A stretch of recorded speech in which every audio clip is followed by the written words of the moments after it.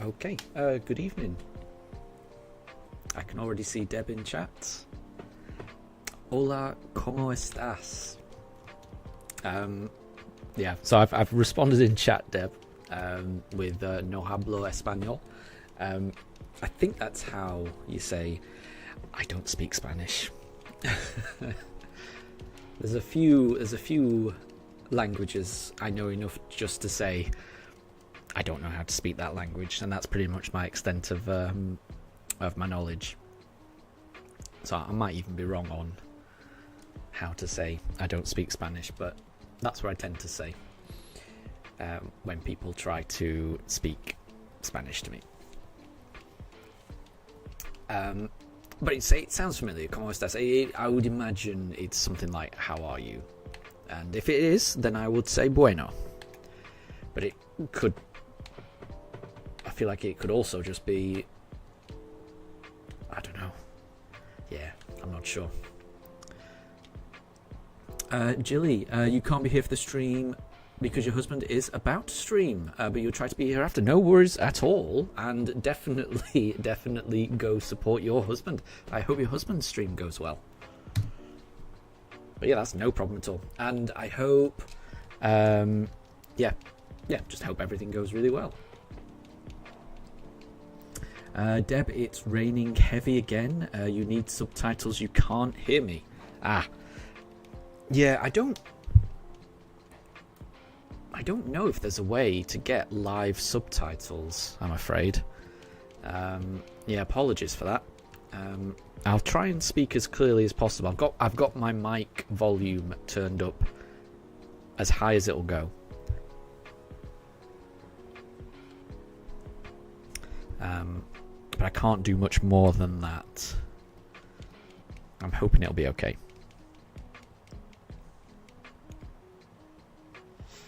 And Jilly, he's streaming Who's Your Daddy with one of our other streamer friends. I'm not familiar with that. That sounds like a humorous game. I might be wrong, but that sounds like quite a funny, humorous game. I could be way off, I have no idea.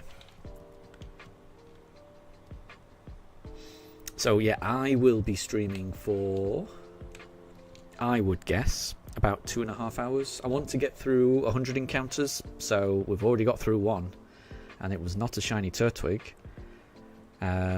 So we've got 98 more chances, to try and find a shining starter, hopefully. Fingers crossed. But in any event, it's a Friday. It's and Deb says, JJ, you literally said I can't speak Spanish in Spanish. No, yeah, so I do try to at least know that much. So I think I also know how to say I only speak a small amount of German. So I think if I was in Germany, I'd say Entschuldigung Sie bitte, ich können nur ein kleines bisschen Deutsch sprechen. So I think I can speak, and that is not grammatically correct, by the way, and that is by saying something which roughly translates as I only speak a little bit of German. I think it is implied that I'm not going to get the grammar spot on. And what is it in France? I mean, French is probably the one I've used the most to say I don't speak it.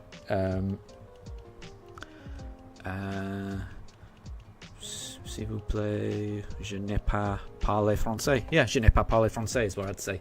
So yeah, I know enough to say I don't know how to speak, the language of whatever country I find myself in. And I will always try to apologise, because I think it is important to try and speak the language when you go to a country. My problem is I'm utterly hopeless at it. I've got no problem trying to speak it, but it's just I've got a really bad memory, and I'm generally pretty poor at it. I do wish I was better at languages. And Draven, good to see you. I hope you're doing well. And Mello and Moondrop as well. Hi to you both. I hope you're both doing well.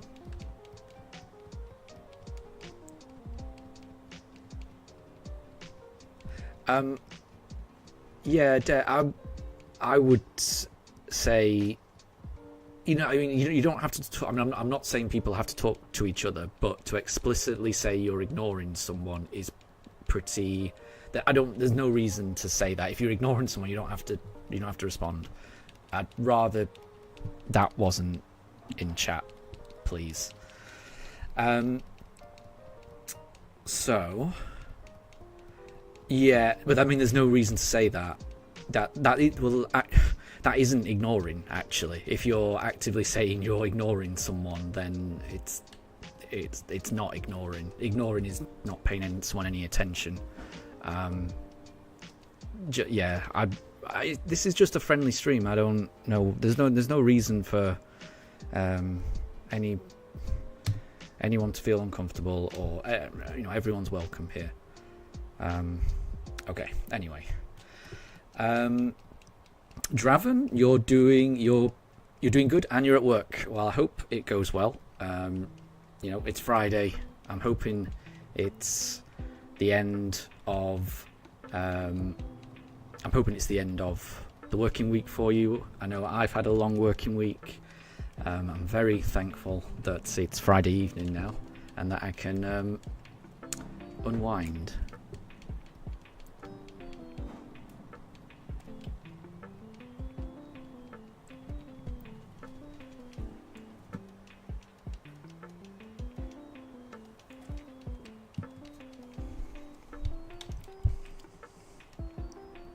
But yeah, there'll be around 100 encounters today. I'm hoping we can finally get the shiny.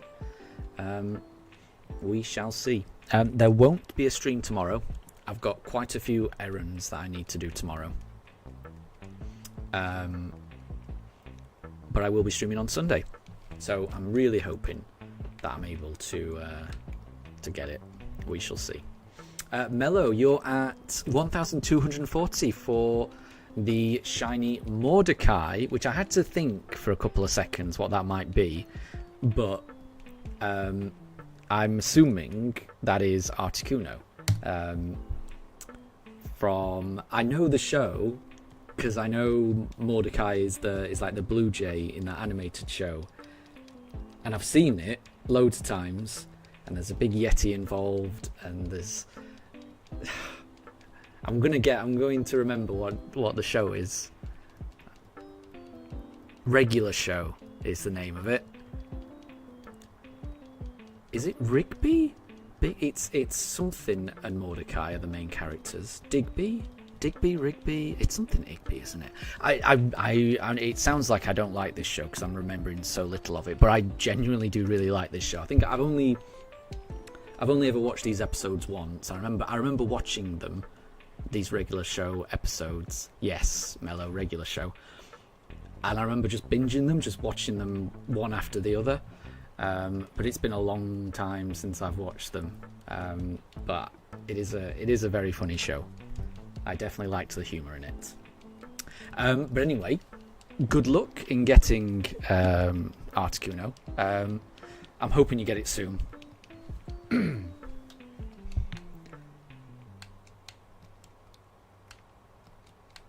I feel like you'll get it soon. So, fingers crossed.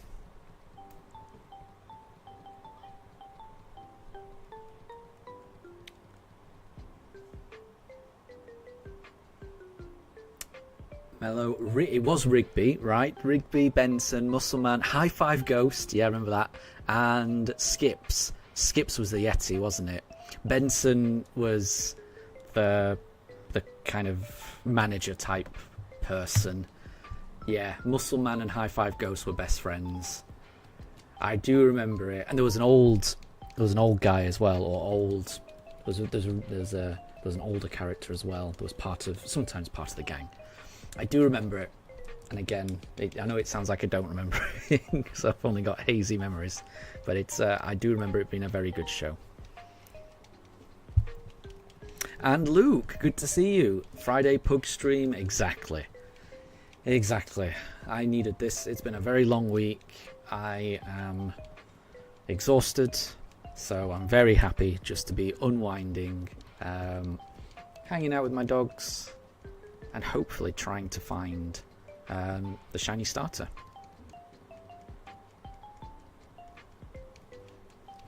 Pops, yeah, Pops, that's the one. That's the one. That's the one. I can't remember whether it's either Benson or Pops. One of them is like a gumball machine or something. It's a very, when you try and describe it, it's a very strange show, but it's also kind of relatable in a weird way. I do like it. I do think it's a very well written show.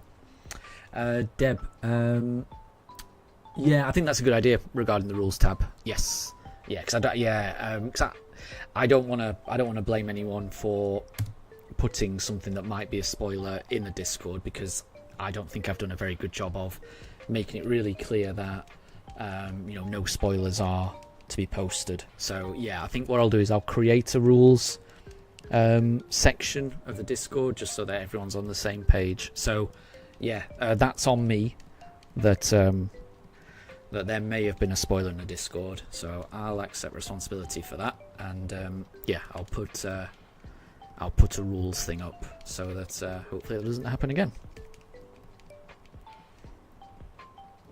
I mean, I guess there is a chance that it's not a spoiler. It hasn't been confirmed whether it is or not, but that's not the point, really. I think, yeah, I think it's just a good idea to avoid them. Benson is the gumball machine. That's it. And Mello, your pug has a new nickname, Zinedine Zidane, because she always headbutts me into crotch. Oh gosh. Yeah, I can imagine. Because obviously we've got the two, and Daruk does something similar. Not always in the crotch, but when you're like giving him attention and giving him head scratches and back scratches and just messing around with him, because he does like roughhousing. He likes being, he likes a little bit of a wrestle.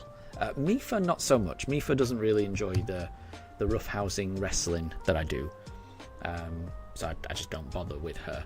But Daruk absolutely loves it, and what he will try and do is like not headbutt, but he will kind of bury his face into to get as close to me as possible. So I think I can imagine.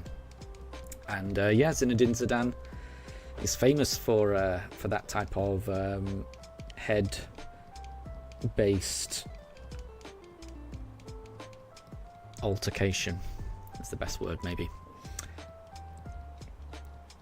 Deb, did you see the new shiny Tyranitar that you sent in Discard? I not. I can have a look though. I don't think I've seen that.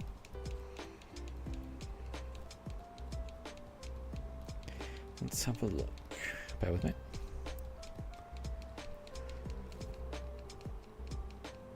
And James says, are we talking about one of the best shows in the history of cartoons? There you go. So I'm assuming you're also a fan of regular show.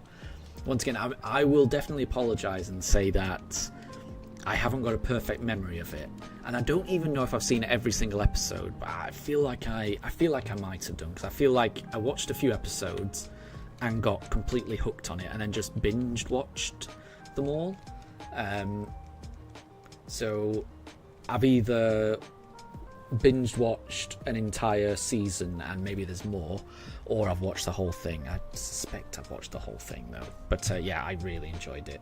But it was a long time ago, so I do feel like it probably deserves a rewatch. And I know for a fact my wife has never seen it, so I might try and get her to watch it. But it's difficult trying to get my wife into certain things. Some of the... What is the best way to describe the humour in something like regular show? It's a little absurdist. I mean, certainly the characters are absurd. I think the situations are fairly grounded, but the characters are quite... The environment, the concept is quite absurd. That can be quite difficult to translate sometimes. but I may give it a go. But I think I do. I think I do need to rewatch that. Mello, did you hear about Ozzy Osbourne and Hulk Hogan? I did. Yeah, obviously it's very sad. It's very sad. I don't know too much about either of them, if I'm honest. I did used to watch wrestling when I was younger. So I would have watched wrestling when Hulk Hogan was around with, like, you know, Ultimate Warrior and Randy Savage and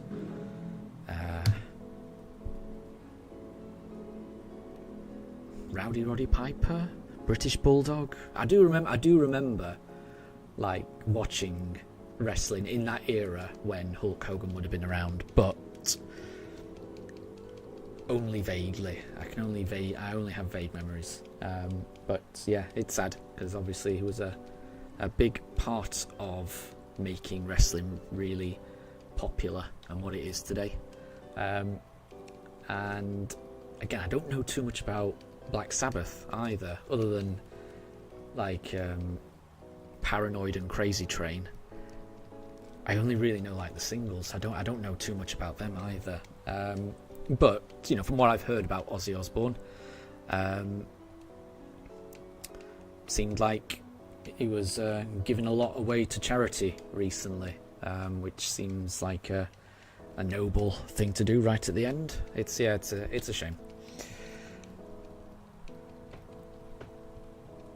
And Deb, you're currently watching The Truman Show. The Truman Show is a very, very good film. One of Jim Carrey's best.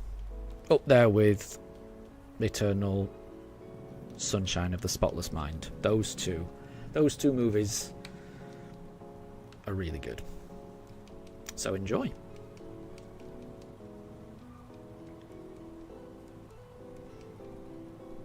And Deb, we were briefly talking about an animated TV show called Regular Show. It's hard to describe, and I would do a very poor job of describing it. Okay, right, and I've finally got onto Discord, so I can see your Tyranitar. I do like it.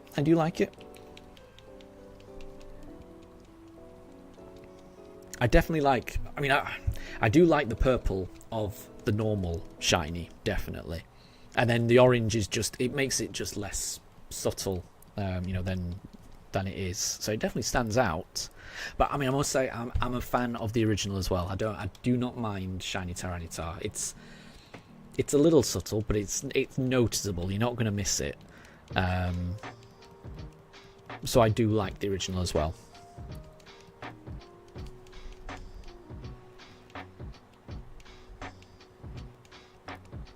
Oh, and Jilly, you were talking to your friends about really bad shinies, and you posted a picture of a Galarian Farfetch'd, and yeah, I would not know which one was the shiny and which one wasn't there. That's very little difference. Though that kind of subtle difference I'm not a fan of, definitely. Deb, you just watched the Dead Poets Society with Robin Williams. Yeah, I'm not sure I've seen that one. Am I right in thinking that Dead Poets Society is the one where they stand on the desks and say, "Oh, Captain, my Captain"? Or am I thinking of a different film? I've not seen it. I just feel like it's been referenced quite a bit in other media.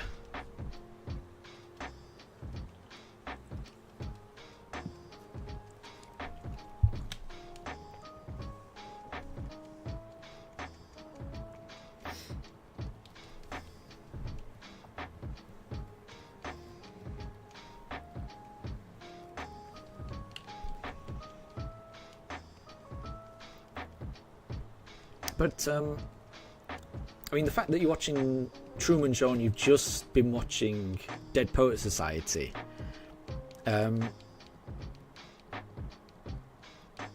a bit of a link there, I suppose, because you've got really incredibly talented comedic actors like Robin Williams and Jim Carrey. moving away from comedy and doing some really powerful, really impressive, serious drama. And I like that. I do like that. I think it shows a lot of range when you can, someone that's just known for being, a comedian can really do something moving and powerful and do a dramatic thing. I was watching, what was I watching recently?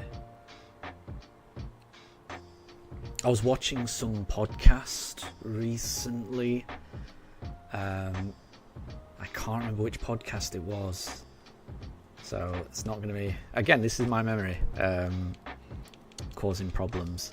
But they were kind of making that point that some of this actor's favourite movies are when a comedic actor takes a step back from their comfort zone and tries something dramatic, and often the results are really seminal pieces of cinema, like Truman Show, like Eternal Sunshine.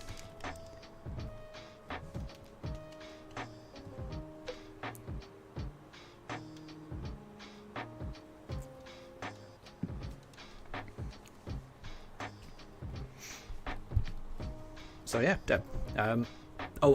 Captain My Captain, that is from Dead Poets. Yeah, I thought so.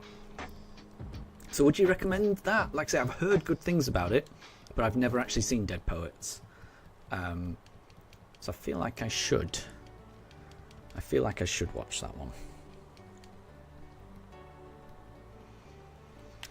Right, we will do Piplup. Oh, and Deb, and today you're going to be watching the new Fantastic Four movie. Very good. I definitely want to watch that. I've seen the trailers. I like the aesthetic, the kind of, it's set in the past, but in an idealized past, so it's kind of retro, futuristic. So it looks gorgeous, the setting.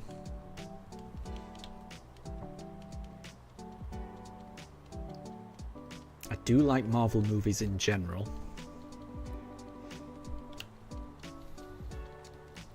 And I think that the guy who's playing Galactus, he played, I think, I can't remember his first name. I think the character's name was Finch in the US, not the US, in the UK version of Ricky Gervais's Office.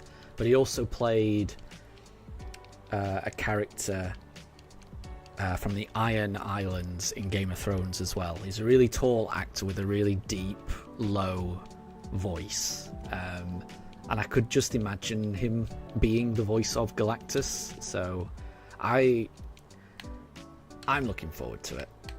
I'll probably watch it when it comes out on streaming. But yeah. And Ohiso, good to see you. You're here for the shinies. That's why I'm here. Everyone's here for the shinies. I can't guarantee shinies, but I can guarantee we will try. So that is a guarantee. We're going to try and get some shinies. I'm going to be doing 100 encounters today. I've already done 15, so my poor maths tells me that's 85 more attempts. So there's still a chance. There's always a chance. And I would love to move on to the next stage of this playthrough. So we'll see.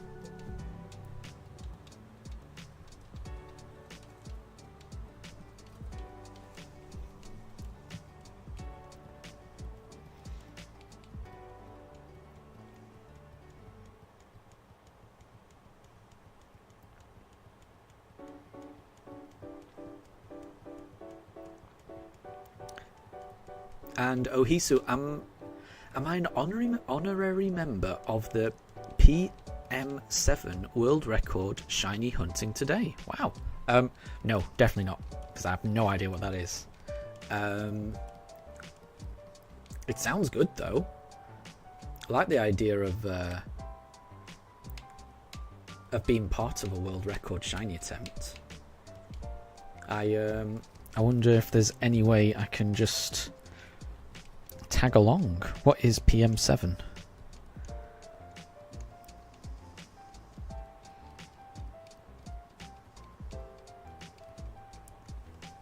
No, it's not a shiny Turtwig though. So we'll keep going. Deb, it's set in 1940s retro, but with high-tech world. Yeah, exactly. That's what I kind of like the look of. You know, everything's kind of how people in 1920s maybe would have imagined what the 1980s would have looked like. You know, basically how people at the start of the century would have imagined the end of the century being. So it's all high tech, but it's also very analog as well. So it's all still a little mechanical looking. It's odd. Yeah, it looks very good.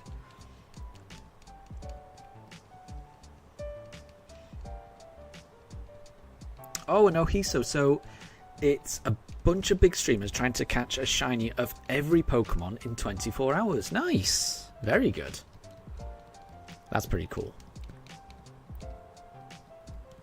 He's led a few smaller ones before, and this is the biggest ever. That's pretty cool. That is definitely pretty cool. I will say, I don't think I'll be much use, because I don't think I'm going to find the shiny. And I think there's probably better ways to shiny hunt these three particular Pokemon. So I don't think I'd be much use in a world record attempt like that. But for moral support, I'm happy to cheer them on with moral support, definitely.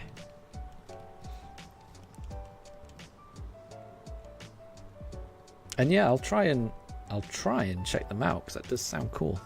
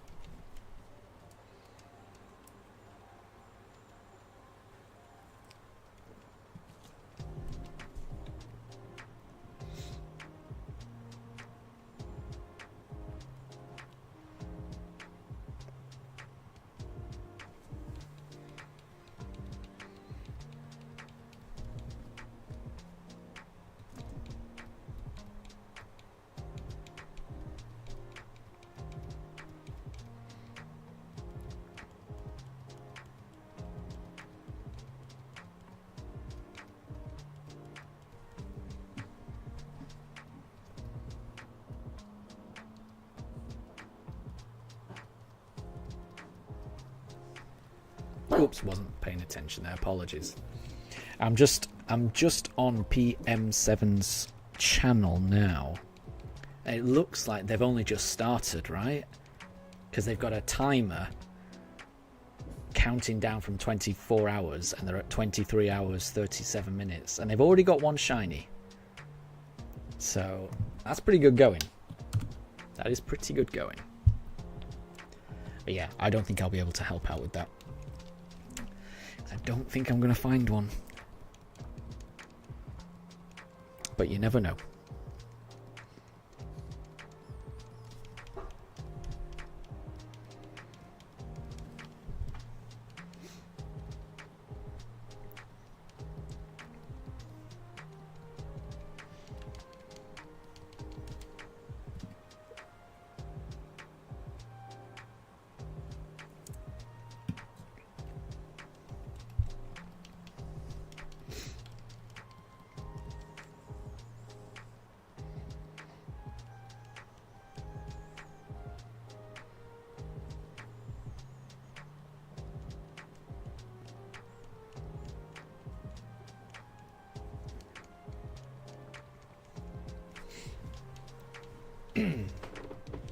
Oh no, so the whole group is already on 37. Wow, I think they'll do it. At that rate, I think they'll do it. That's pretty impressive then. For the first 20 minutes, that's crazy. Very impressive.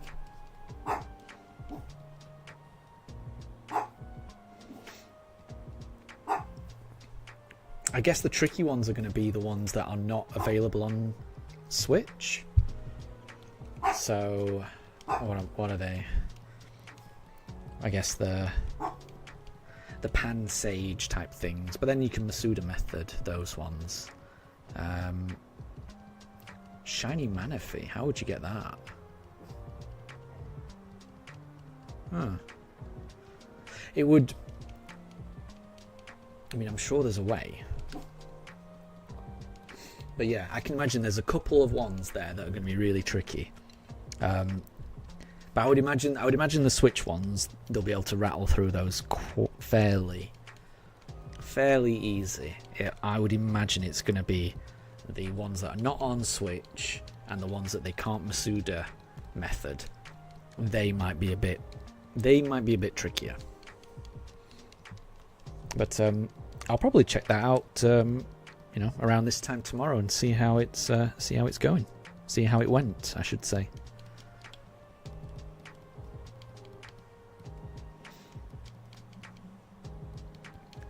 Okay, we will do Chimchar. And Wolf, good morning. I hope you're doing well.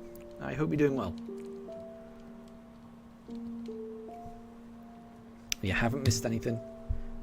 Still looking for that shiny. And Jilly, your husband's stream hasn't yet started, so you'll hang out here. That's great. Make sure you don't miss it though. You don't want to miss the start of your spouse's stream. You definitely want to be on time for that. If there's one thing you want to be on time for, it's something like that. Oh, Wolf, you're going to open a card pack and see what you get. Well, thank you for reminding me, because I will do the same. I do sometimes forget to open my cards each day.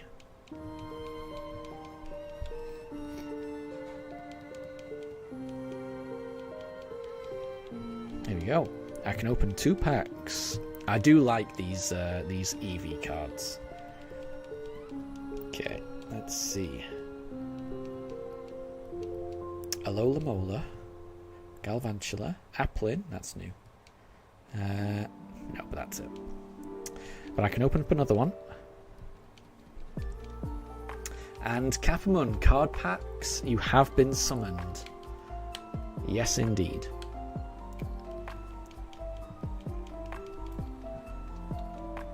I hope you pull something good.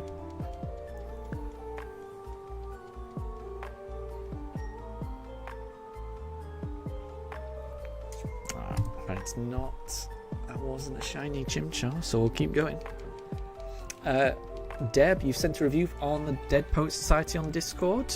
Check it out. Yeah, I'll try and check that out. I'll have a read of it after the stream. Something like that, I would imagine I want to take a bit of time over. Jilly, yes, you're so happy you got the shiny Dialga. That was really cool.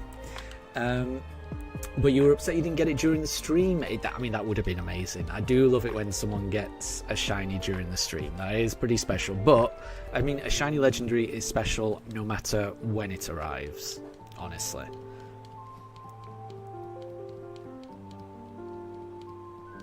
Good. And, yeah, I'm glad you won't be late for that. Wolf, recently you got an Incineroar EX card. Very cool. Very cool. So someone's going to have to catch an Arceus on BDSP. You're currently on 2,800 resets for that one. Yeah. Would Manaphy have to be an egg from Ranger and just reset? Interesting. I don't know, so I don't know too much about Ranger. Oh, you can get a shiny Manaphy from just completing the BDSP decks. You can get a shiny Manaphy from as a home reward, can't you? I've just remembered. So I don't know if that would be allowed. Is it catching it if you get it as a home reward? So if you get it if that's allowed, I think the home reward would be fine. It's just about whether that's allowed or not. So I'm not sure.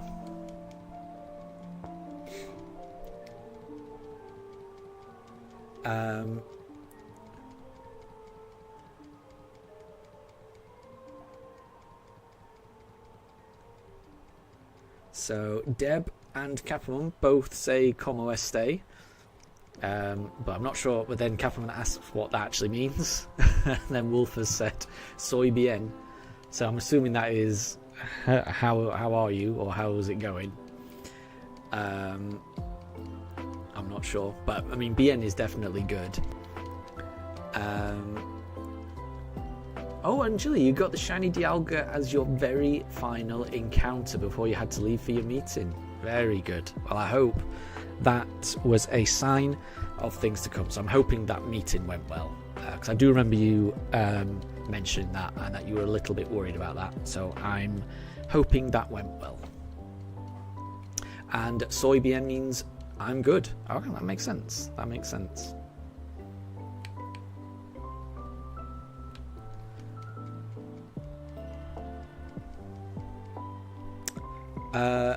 So shiny Jirachi and shiny Mew you can get if you own Sword and Shield and Let's Go. That's not true. You can get a Mew and a Jirachi, but those are pretty much the only Pokemon in the entirety of BDSP that are shiny locked. So you definitely can't reset for a shiny Jirachi or shiny Mew in BDSP. Those are shiny locked. I mean, I wish you could, because I would be shiny hunting them. That would be the next hunt in this series if that was possible, but it is not.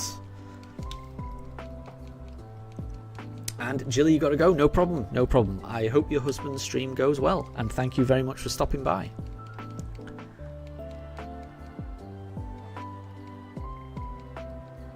And Ohiso, you're looking forward to squeaky bum time on this challenge tomorrow. The progress curve will level off big time after around 12 hours. That makes sense. That makes sense. I would imagine on this challenge that they're doing, which for anyone who's joined recently, there's a streamer called PM7, and it sounds like they are working with other shiny hunters, and they're trying to catch one of every single Pokemon in the Pokédex in shiny form within 24 hours. So I would imagine that, yeah, they'll make some very good progress right at the start, and then there'll be some really tricky ones towards the end. So hopefully they're able to do it.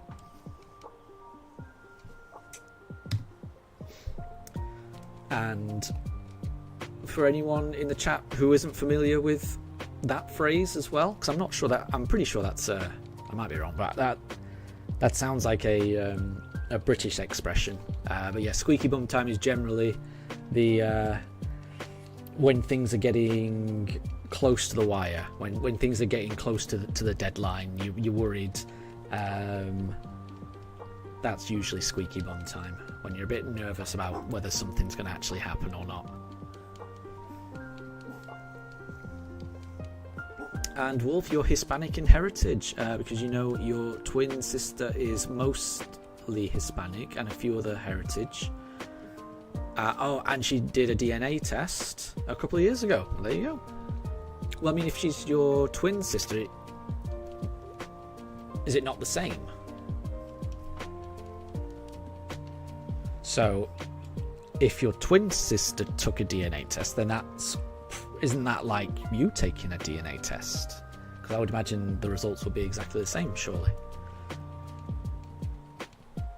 So she thinks that you're similar or the same because you're... I mean, I would make that assumption as well. I don't know too much about DNA or genetics, but I would assume that at the very least you must be similar. But yeah, I mean, if you're twins, you've got the same ancestry. You know, whether you've got the exact same DNA, I think that might depend on whether it's identical twins or not, but the ancestry will be exactly the same. It's got to be. And Wolf, oh, your grandmother's from Argentina. Very cool. So she speaks Spanish. There you go. Very cool. Very cool.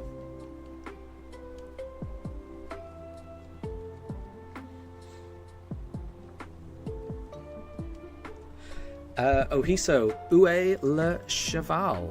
Where is the horse in French? I think I could have figured that out. I would have been confused by it, but yeah, I'm familiar with où est la bibliothèque. I don't know why I was taught how to ask where is the library, but we were. But yeah, my languages are unfortunately very lacking. Wolf, so you never took the DNA test, but she did. It was expensive. Yeah, I mean, yeah, I think, you know, if your twin sister has taken a DNA test, I think you can pretty much say that you've had a DNA test. If you're just talking about ancestry, I think you're. I think whatever came up in terms of ancestry from something like that is applicable to yourself. Capone, you're going to continue the Alpha Sapphire Shiny only run. How's that going? How is that going? Because I know you got the two shiny Zubats. What happened after that?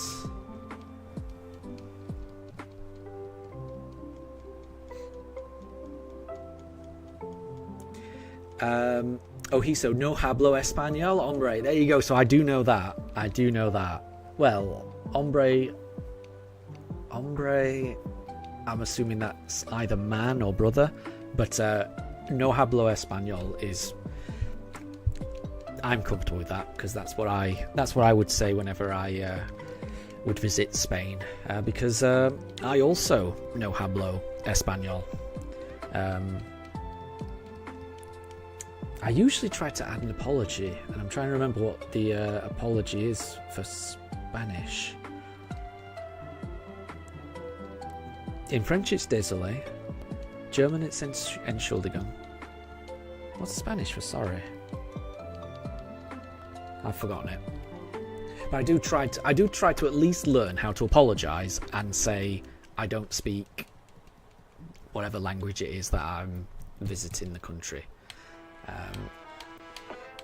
So I'm pretty sure I do know the Spanish for sorry, but it's just not coming to me right now. Catherine, still no shiny Aaron or Sableye. That was it. You were going to continue. Yeah, you were trying to decide whether you were going to keep hunting in that cave or whether you were going to move on with two Zubats and you're gonna stay. Really good luck. I hope you get it soon. Do you know how many encounters you're at the moment?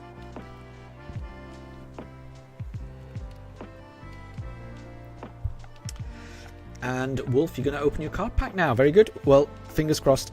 I opened 2 packs and I got nothing. So I hope you get better than me. And Wolf, Lo sientos is I'm sorry in Spanish. Thank you. Yeah, that kind of rings a bell, but not as much as I was hoping it would. I was hoping when I would read it, I'd be like, oh, that's definitely it. Yeah, I would have got that eventually. But I'm not sure I would have got that eventually, sadly, which is a poor reflection on me. A poor reflection on me. I do wish I was better at languages. And Deb, you're going to continue your fusion run. You're trying to get a good fusion. Very good. What game is that in? I'm assuming it's like a ROM hack type game. But what's the name of it? I think I've missed a bit of French from Ohiso, which I'll try and pronounce and figure out what it means. Bear with me. All right, let's go Turtwig this time. So Ohiso saying mon suer est petit. Uek. So that's your something is small. Suer. Suer. Is that mouse? What does suer mean? No, suri is mouse, isn't it? Not suer. So what is suer? I don't know, suer. Damn it. So yeah, I don't know. I'm pretty sure something of yours is small, but I don't know what it is. Again, I've been stumped. My language is not up to scratch.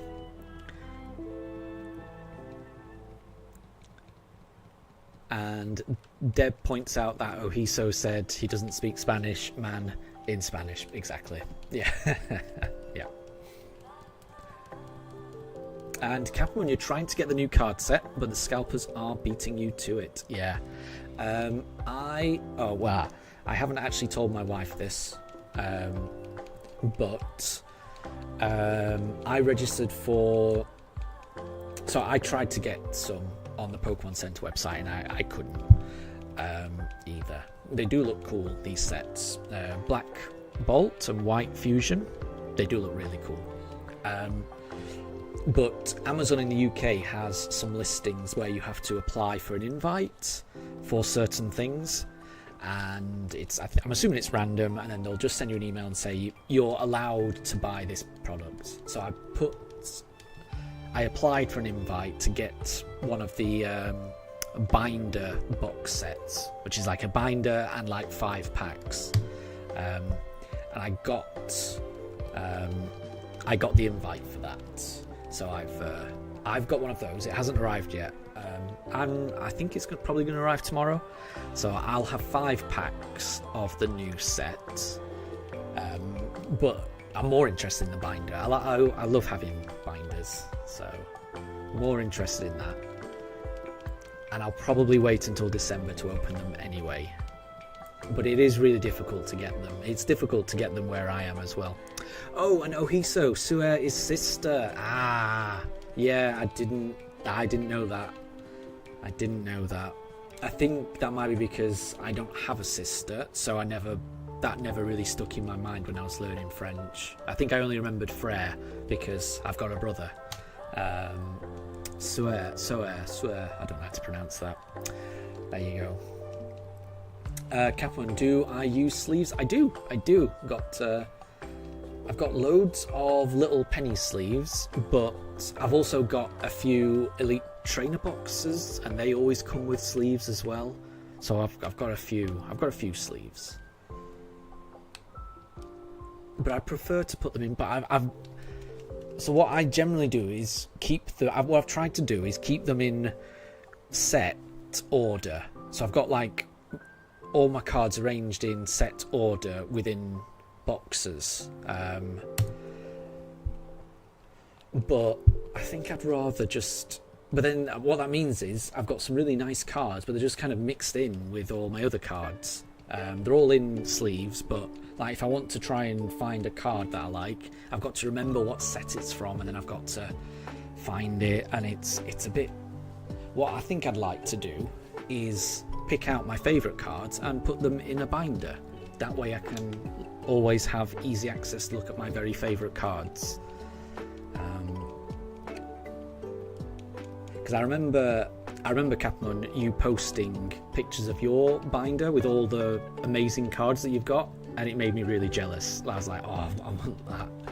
Because I do have some nice cards, but they are, they're buried in my they're buried in my boxes of Pokemon cards. So I think I think I would prefer to have them in a binder. So I will probably do that in the future.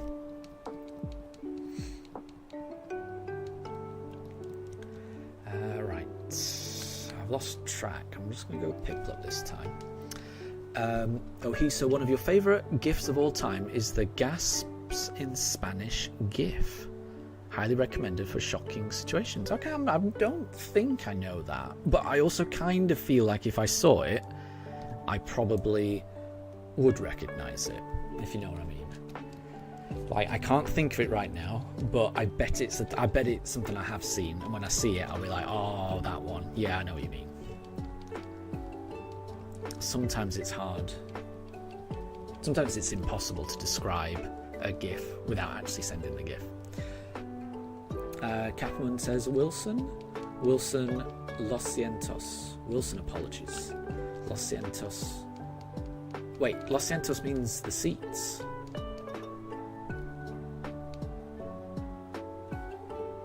Los Cientos. I'm confused.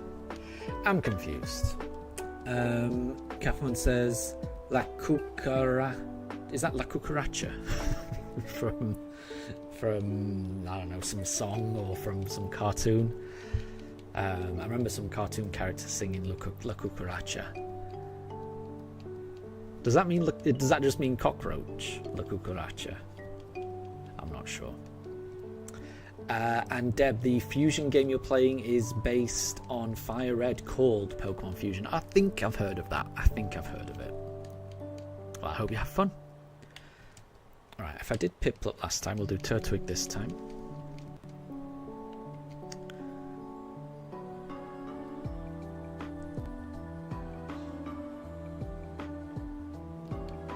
Oh, and Capon, you put them in a perfect fit sleeve rather than a penny sleeve, and then in the binder. Interesting. I don't know what a perfect fit sleeve is. That sounds like the best way to do it. Yeah, I think I tend to use the penny sleeves just because they're a little cheaper. Yeah, I don't know what perfect fit sleeves are, but that sounds professional. That sounds impressive. And Ohiso, no problem at all. I will catch you later. Thank you very much for stopping by. And Capon, if it's a card that you really love, you also have a top loader binder that's made just for top loaders. Ah, nice, nice. That is pretty cool.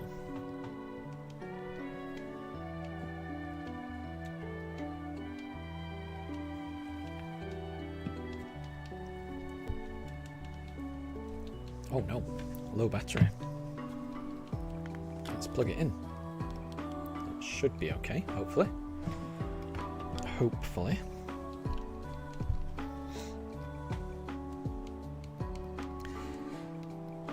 Okay, so we did Turtwig. So we'll do Chimchar this time.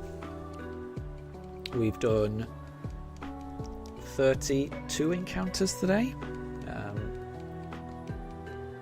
Which means we will do, again, my maths is poor,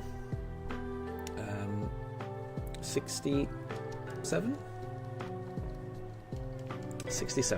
more encounters.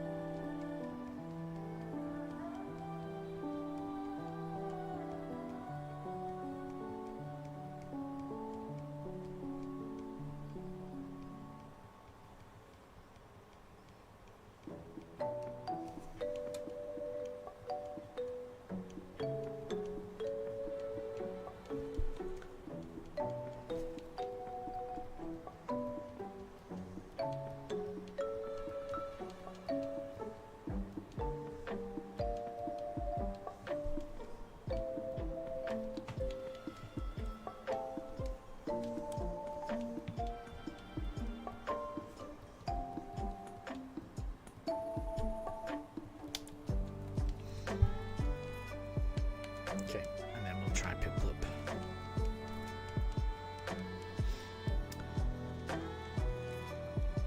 Daruk looks very cozy in his bed there.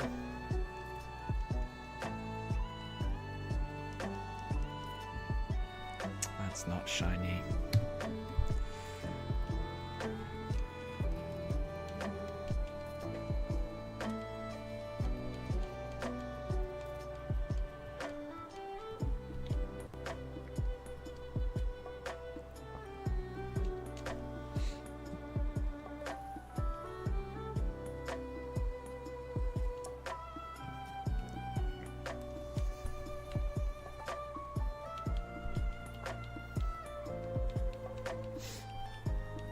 Oh, and Kaplan, you'd like to make a video about how you store your cards. I think that's a good idea. I would watch that. I would definitely watch that.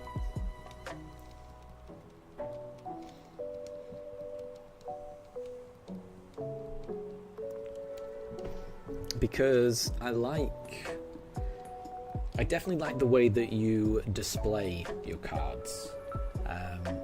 And I like the idea of your process.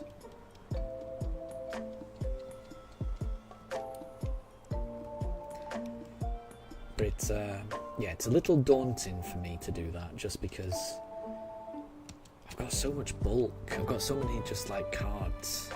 I do feel like I just need to get rid of some. Obviously not the good ones, but I think I do need to just either give away or I don't know if you can sell just the normal cards. I'll have to see. But I do feel like I need to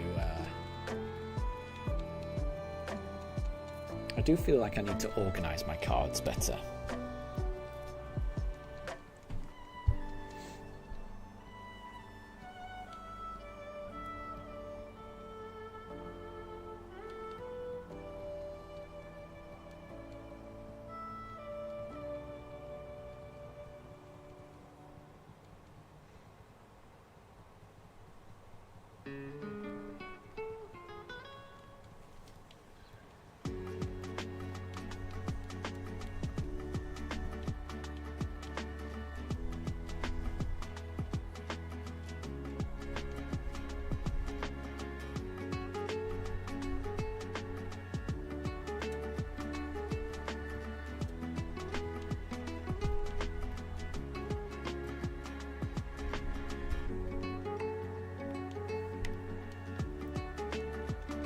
And no problem at all, Deb.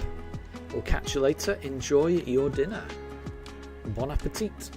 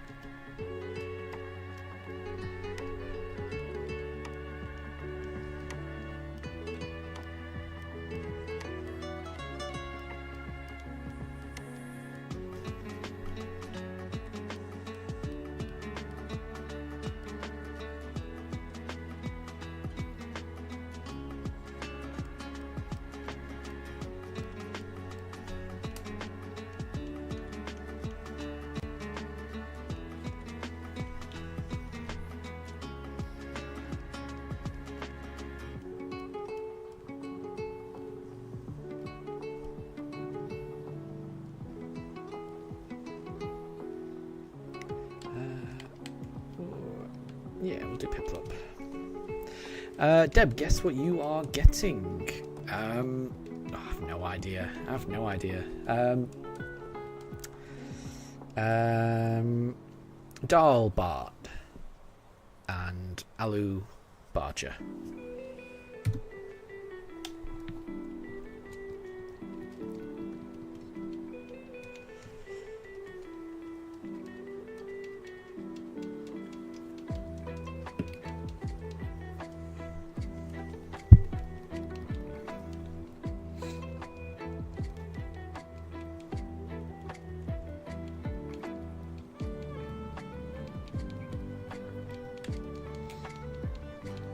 I'll be happy if I get even one of those things right.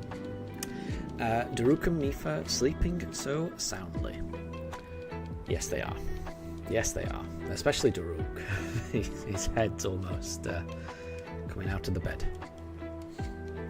They're both very tired. Daruk's not been feeling great the past day or so.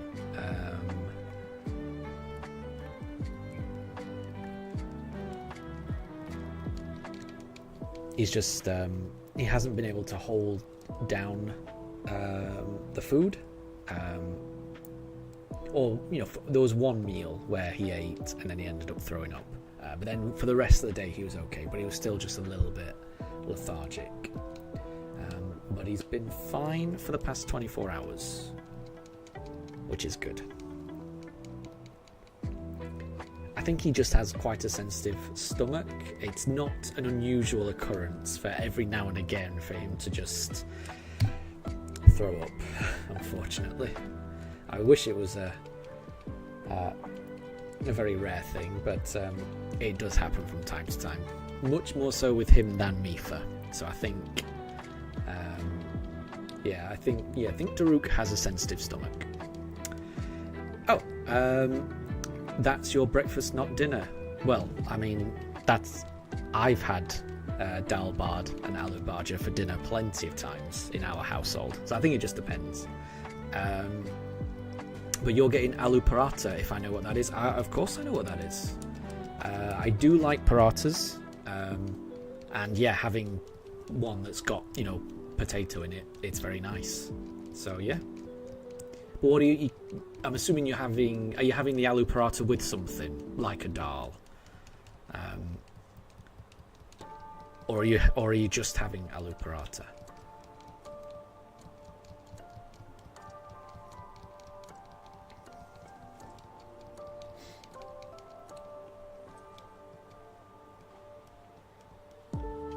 Okay, let's go. I'll go Turtwig. We'll go Turtwig.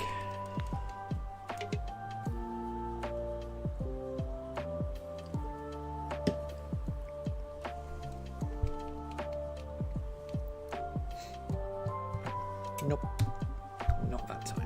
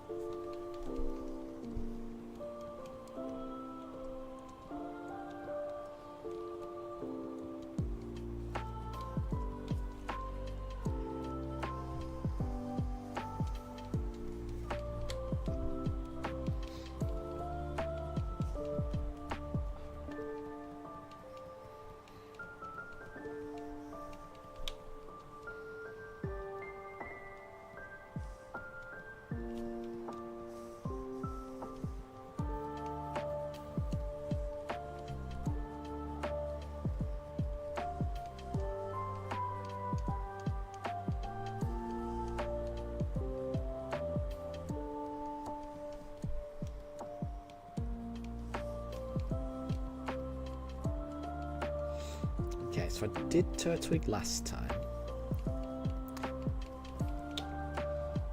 And you're having gulab jamun as dessert. That is very nice.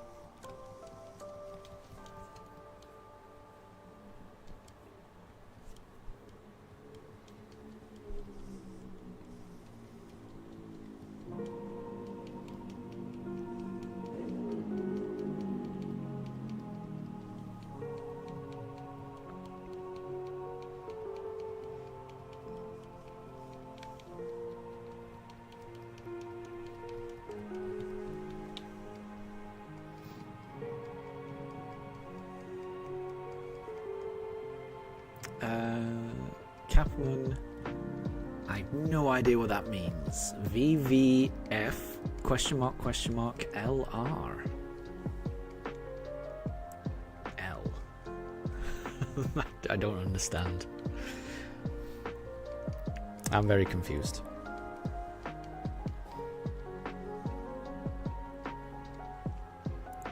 Oh, and Vihan, you started a shiny hunt for Palkia in Ultra Moon.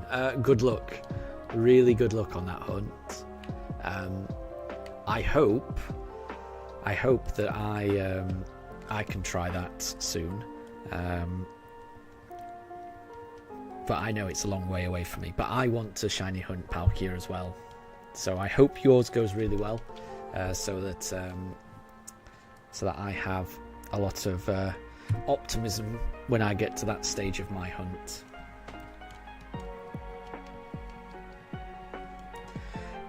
Deb, what desserts have I tried? So I have a really bad memory, so I'm not going to be able to remember them all. I think I've got a feeling this came up last time, and my wife kind of texted me all the ones that I've had, and I'm pretty sure they were desserts. So the desserts that I've had is motichur laddu, kala jam, and roshagola. But I think I've also had kulfi as well. I remember having kulfi. I'm sure I've had more than that.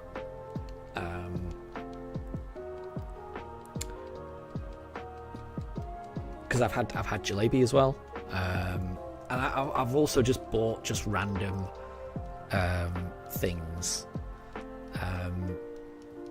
just from the Indian store that sometimes just comes in plastic boxes. So I'm not sure, but I've had a few things, and I don't think I've ever had something I didn't like.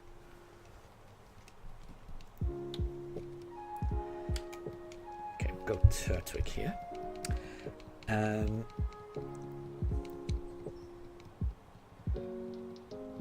Deb, Capamon is speaking alien language now.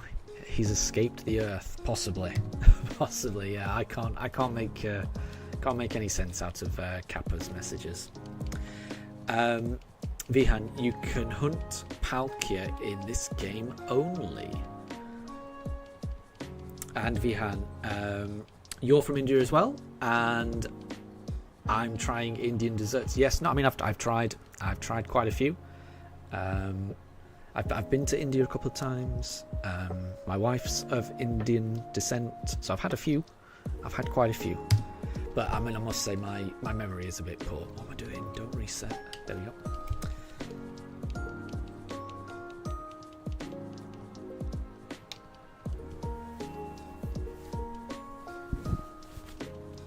So I'm very fortunate that I've been able to have quite a lot. And I'm also very fortunate in that I can eat most things. I do struggle. So one thing I do struggle with is eating like fish with bones. I guess in the UK we're used to a lot of sea fish where the bones are quite big. But in my experience, a lot of the fish that I have in India, it's more river fish where the bones are very, very small, and it's really tricky to. It's really tricky for me to. Well, tricky. It takes me a long time to eat something that involves fish, and I do struggle with the idea of being able to chew some fish bones and not others, and knowing which ones you can chew and which ones you really shouldn't chew. It's a skill that I never grew up with, and something I do struggle with a little bit. But I do find it tasty. But bitter gourd, I definitely struggle with. I definitely can't have bitter gourd as a flavour. That one's too much for me. Oh, Capamon, you were making a video and accidentally touched the keyboard. That makes more sense then. I thought it was some kind of code that we were trying to decipher. And Saily, welcome to the stream. I hope you're doing well. Saily, you don't like fish with hidden bones. This was made by the salmon enjoyers. There you go. Yeah, I mean, I definitely prefer fish without hidden bones, but that's just because I can just eat it without thinking, and I can just, eat it really quickly. But I will say, fish with the bones in, it is really tasty. It's just, it takes a lot more effort, and I'm not used to it, so it takes me a long time. I'm usually the last one at the table eating, and I do feel a bit self-conscious there when I'm like, everyone finished like half an hour ago, and I'm still trying to eat. So that can sometimes be a bit. I do feel a bit self-conscious when that happens. And Deb, that's why you use your hands. Exactly. No, I mean, for something like that, it's almost required, isn't it? You can kind of prod and you can feel whether there's a bone in there or not. and that's definitely the most effective way of eating fish. I would, yeah, definitely agree.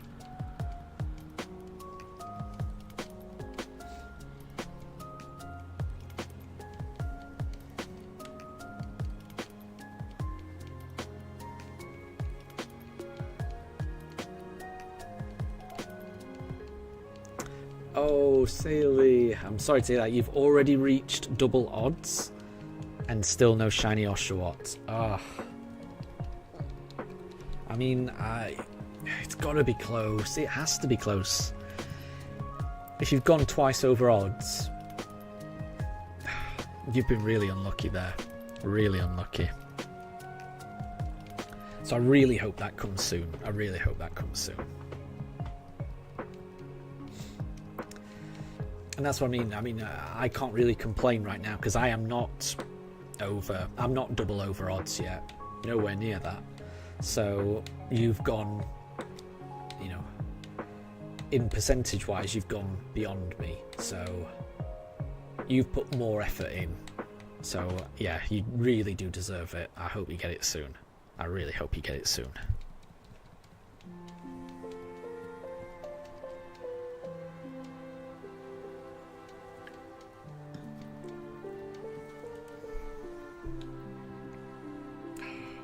That's not shiny though. And it will be worth it when you do get it. A shiny Oshawott would be amazing.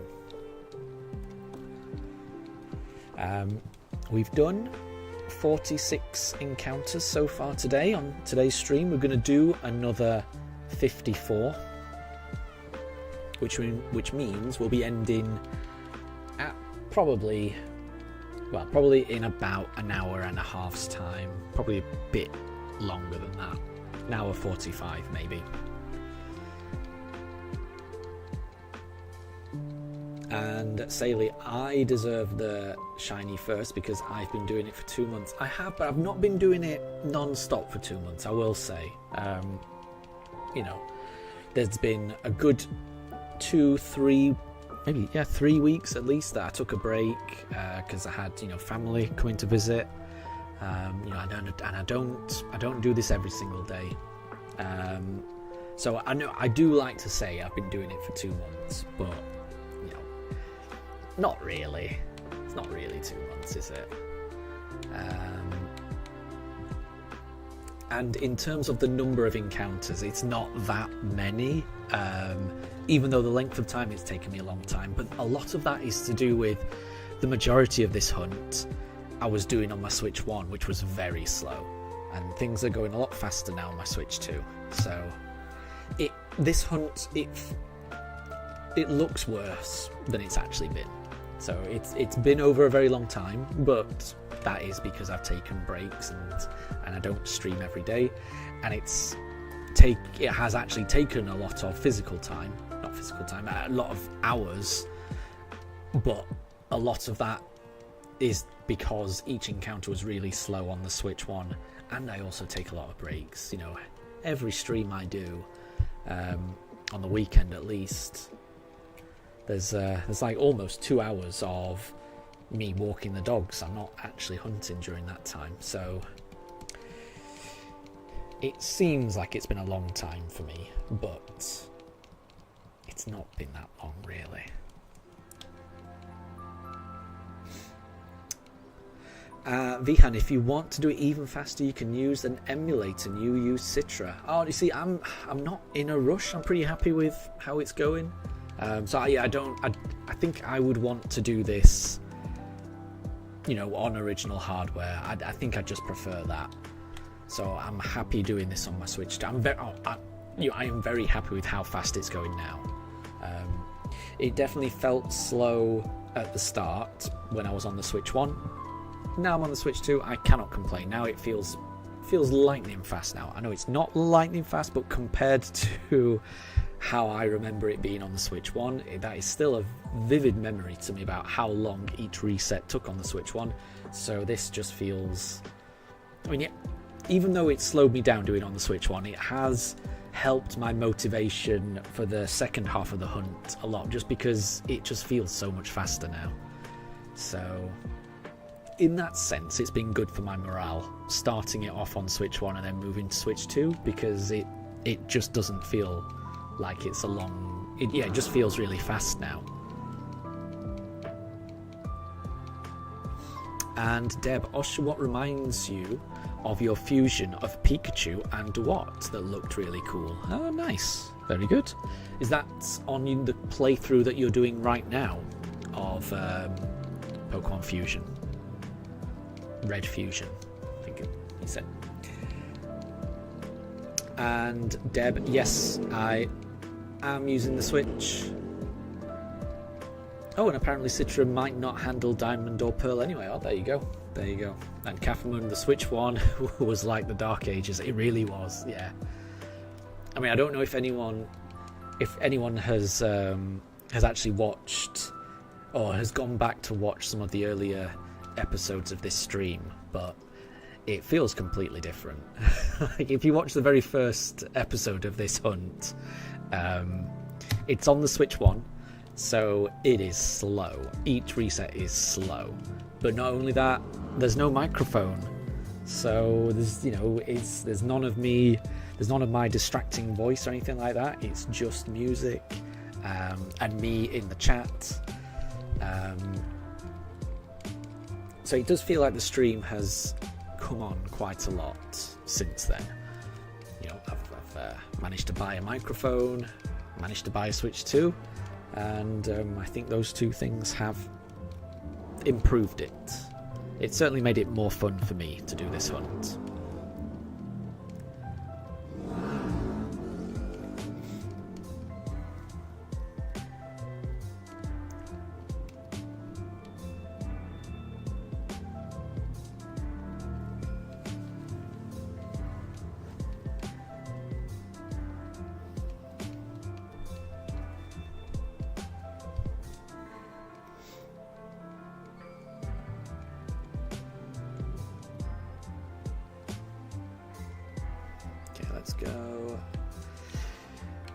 Let's go for Chimchar. Let's see.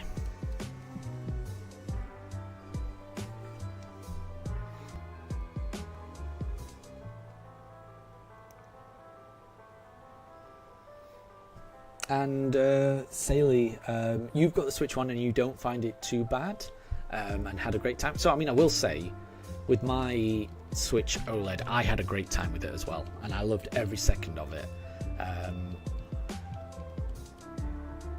But when I saw the difference in how my Switch OLED was doing the load times compared to the Switch 2, then it did change my perspective a bit, and it would be difficult for me to go back to the Switch OLED. At least for this. I mean, if I was doing anything other than shiny hunting, I think it would be absolutely fine. And if I was doing anything other than soft resetting Diamond and Pearl, specifically, which Diamond and Pearl just have a much slower reset time in general, then I wouldn't be so bothered. But it does make a massive difference, even Switch OLED, because I was on the Switch OLED, when I started the hunt, and it was just very, very slow, very slow. And like I say, it is something very particular about BDSP, because I did... Apologies, a motorbike driving around. I don't know if you can hear that. It's got a very loud engine.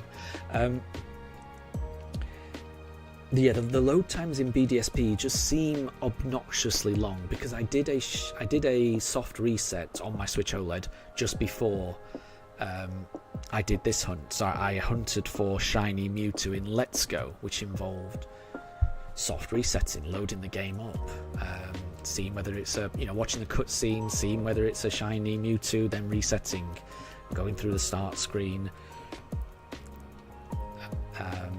watching the cutscene, is it a shiny Mewtwo, reset. So I did that 2,700 times to finally find the shiny Mewtwo, and that was on the Switch OLED as well, and that wasn't as bad. Like the load times didn't feel as bad. It wasn't lightning fast, but it was, I did not mind it at all. It was only when I started doing this in BDSP, doing the briefcase hunt, where I realised quite how long it takes to actually load up the game each time. And then obviously you've got all this dialogue as well and the briefcase, which all adds to it. But for me, the biggest time sink is once you reset, how long it takes to get to that title menu and how long it takes to actually get you into the action. It's so much longer than Let's Go. So it is something, there is something wrong with BDSP. It is just a very slow game in general, which thankfully Switch 2 corrects quite a lot. Oh, Daruk is waking up. He's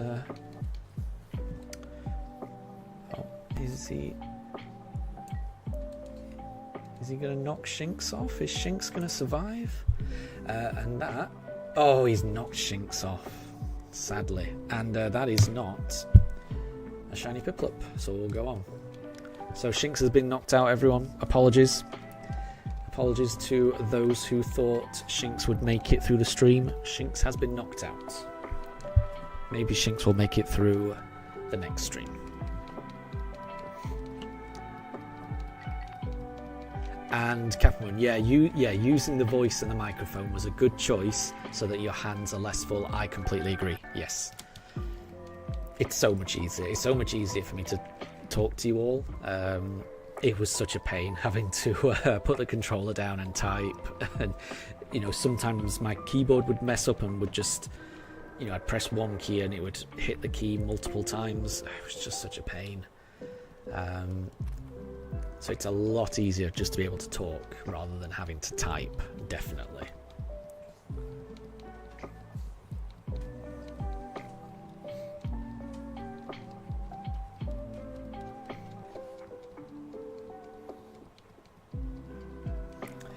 Okay, so we've just done Piplup, so we'll try a Turtwig. We'll see how this goes. Vihan, am I aiming for shiny living dex or just shiny hunting for fun? Well, I'm just shiny hunting for fun, I think. I think I did manage to do a shiny living dex in Pokemon Violet, for the ones that are shiny available. So obviously, I don't have a shiny Koraidon or Miraidon because those aren't available yet. But everything that is available, I did get. But I will say I got them from online raids, which I didn't get all of them, but I got quite a few from online raids. And I'm not, they're official. Well, I say they're legal because you catch them, you battle the raid and you beat them and you catch them. But I do think they are they're code, someone's using a hacked switch in order to put those raids on, so they're not, there isn't that same, you're guaranteed to get the shiny on those, so there isn't that same satisfaction of going on the journey to find the shiny. So I am enjoying the method of going through the kind of process of hunting down each individual shiny. There's a part of me that does like that, definitely. I'm not sure I could do it for every single Pokemon and make a complete living dex of shinies that I've hunted in this way. Maybe eventually, but at the moment I'm much preferring just doing shiny only playthroughs. It makes the journey to the Pokemon League more memorable. It makes each team member more meaningful. It just, at the moment, what is inspiring me and what is making me look forward to playing this game each time I pick up the controller is doing shiny only runs. So that's what I want to do. So as long as I still have that passion, that's what I want to do, really. Oh, and Catherine, are we doing the Treasures of Ruin shiny raids together? Interesting. That might be something that we can try and arrange in the Discord chat.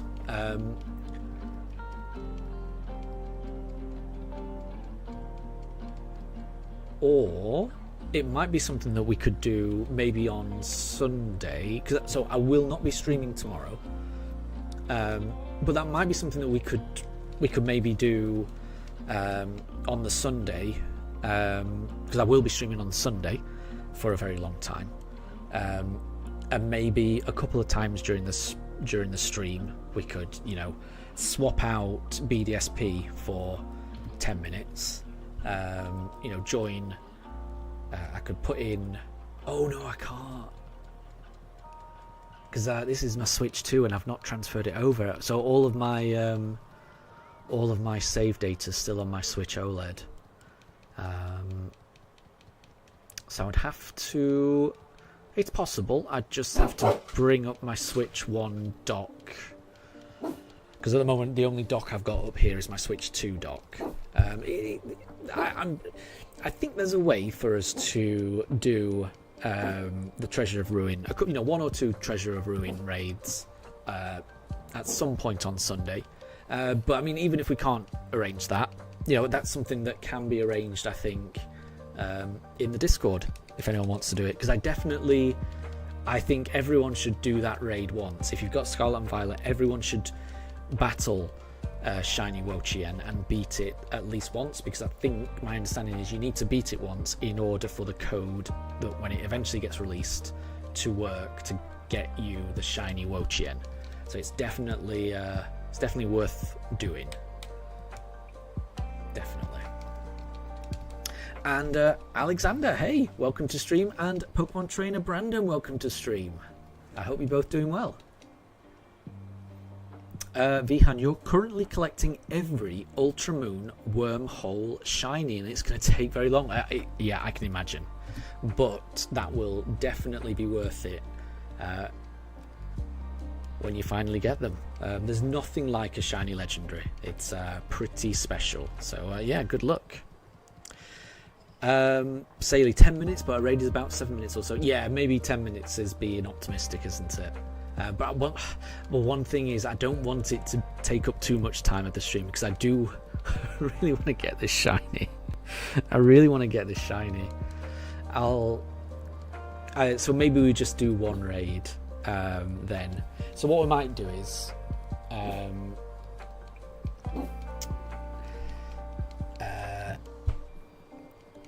trying to think. It's going to be difficult to try and arrange one particular time, because time zones, everyone's going to be all over the place. So like I say, I will not be streaming tomorrow, so if anyone wants to do the raid tomorrow, or wants to arrange stuff on Discord, I think there's a Discord channel for like team ups and raids and things like that. Feel free to arrange something like that. But during Sunday's stream, where I will be streaming for probably about 9 hours or so, at some point during that stream we'll take out half an hour and we'll do the Treasure of Ruin raid when we've got 3 other people in the chat that can do it. So we've got a group of 4, so we'll probably just do it when we've got 3 people that want to do it. We could do 1 hour. Yeah. Could do. It might get doing it over and over in 1 hour. It might get a bit repetitive. But then I'm saying repetitive, and I'm just doing this over and over again. So I'm not sure. We'll see. We'll play it by ear. We'll see if people are enjoying it. But I think it would be nice just to do it once at least. And if people want to do it more times, then that might be something that we can do. But again, it might be something, if people just want to, hang out in chat and do that, while I'm doing this, that's also fine. It's whatever people want to do, I would say. But I definitely do need to do it. 'Cause, like I said, I think everyone should at least do it once. And I guess the more people do it, the better the rewards. Because obviously it's there needs to be 1 million victories in order to unlock the shiny. But equally, I think my understanding was for every 1 million victories after that, then they will award more and more terror shards or something like that. So the more people do, the better. And Captain, it would be fun if we had all 4 legendaries. Yes, I mean especially Chien Pao and what's the fish called? What is the fish called? It's not Ting Lu, because that's the other one. Chi-Yu. I think it's Chi-Yu. Well, the goldfish anyway. The goldfish and the saber-toothed tiger one. Those shinies are amazing. I love those. So I'm definitely looking forward to those 2. And I want all of them. I want the whole set, definitely. Chi-Yu, says Sailor, yeah. Like I say, I've got a bad memory. I got there in the end. Only just, though. Only just.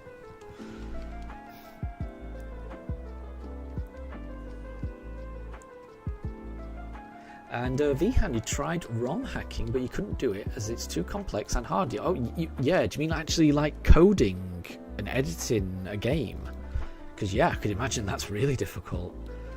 In fact, I mean, for me, that would be impossible. There's no way I could do that. I've got a lot of respect for people that can code. It's a really important skill, that. Definitely. Nope. Right, we've got 41 more encounters. We could still do it. You never know. And Capone, you'll also send the video in the Discord. The video? Let's have a look.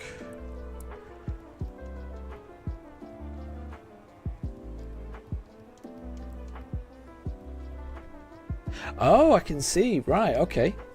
In the trading card game bit. I won't be able to listen to it because I can't listen to audio while the stream's going. Oh, apologies, my OBS is frozen, so nothing's actually happening on my screen right now. So you will be experiencing the exact same thing. So apologies for that. I'm just waiting for OBS to correct itself.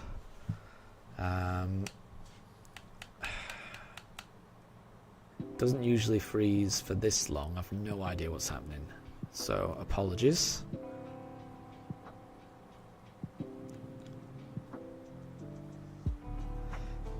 There you go. And now it seems to be working. Yeah, I have no idea what that was. That was definitely so. Yeah, that definitely wasn't an issue on anyone else's side. That was my OBS freezing. Not great. And Brandon, you're doing custom shiny Pokemon for your Pokemon White. Hack Garchomp has a good shiny now, and you've used Gabite's shiny colours. Ah, okay, I see what you mean. Yeah, because Garchomp's normal shiny is pretty terrible, isn't it? It's very difficult to be able to tell the difference between shiny Garchomp and normal one. So having shiny Garchomp having the colour scheme of shiny Gabite or Gibble, I think that would be pretty nice. I'll have to check that out.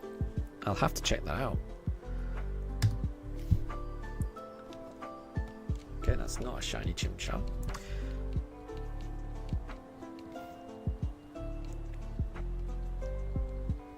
And yeah, Brandon, yeah. So since you're creating custom shinies, yeah, if you can post them in the Discord when you're done, pop them in the art section, and I would love to see that, definitely.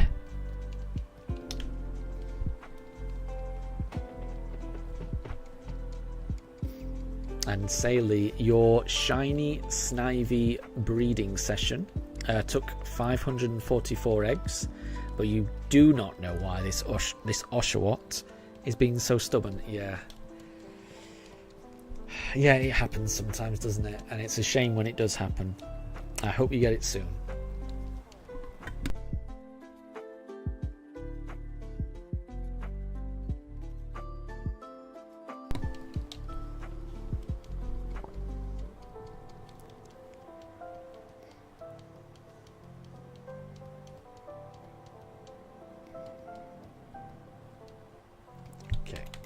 let's do Piplup. Right, 40 more encounters for this evening.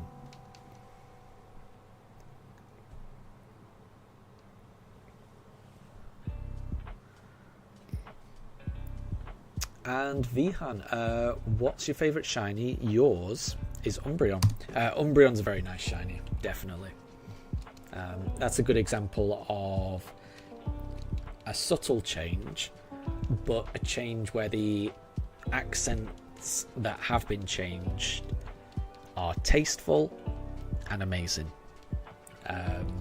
So, you know, you're never going to mistake a shiny Umbreon for a regular Umbreon, and it, as a design combination, it looks amazing. You know, it doesn't take anything away from Umbreon, and just looks awesome. So it is definitely one of the best.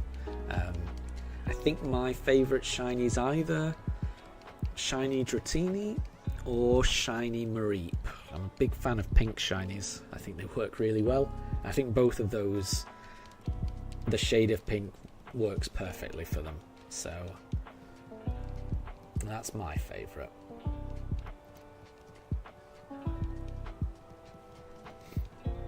Oh, and Quizzo! Good to see you. I hope you've been well. I hope you've been well. And you never have to apologise for missing streams. You've not missed anything. We are still looking for that shiny, so do not worry. You've missed nothing. Okay, let's go Chimchar. Yeah, so we're still hunting. We'll get it eventually.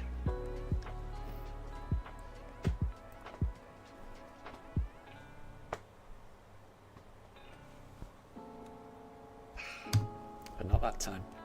Not that time.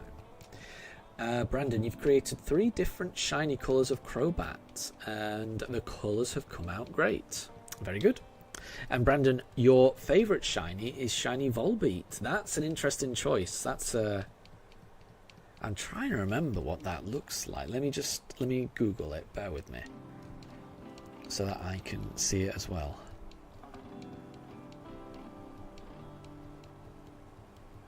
Let's have a look.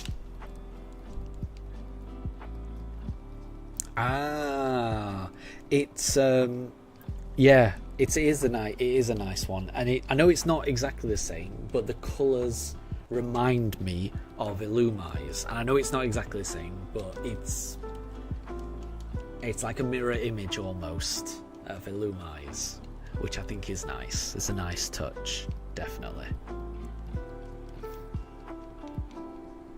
And Quizzo, you love shiny Psyduck because you love Psyduck and it's got a really good shiny. Yeah, it's definitely a nice one.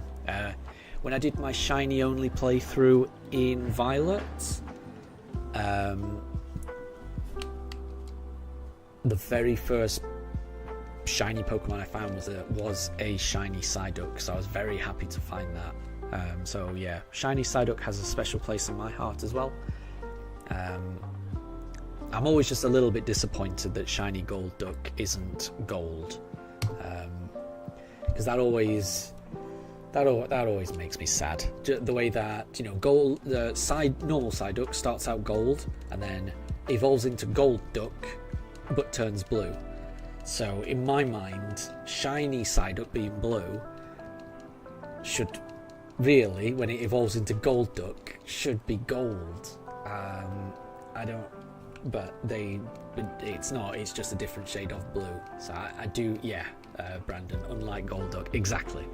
Golduck does disappoint me. I can tell the difference. So it's not like it's a subtle one in that you can't tell the difference, because you can tell the difference. But that one feels like a missed opportunity to me, because I really do think that shiny Golduck should be gold. So that one does upset me a little bit.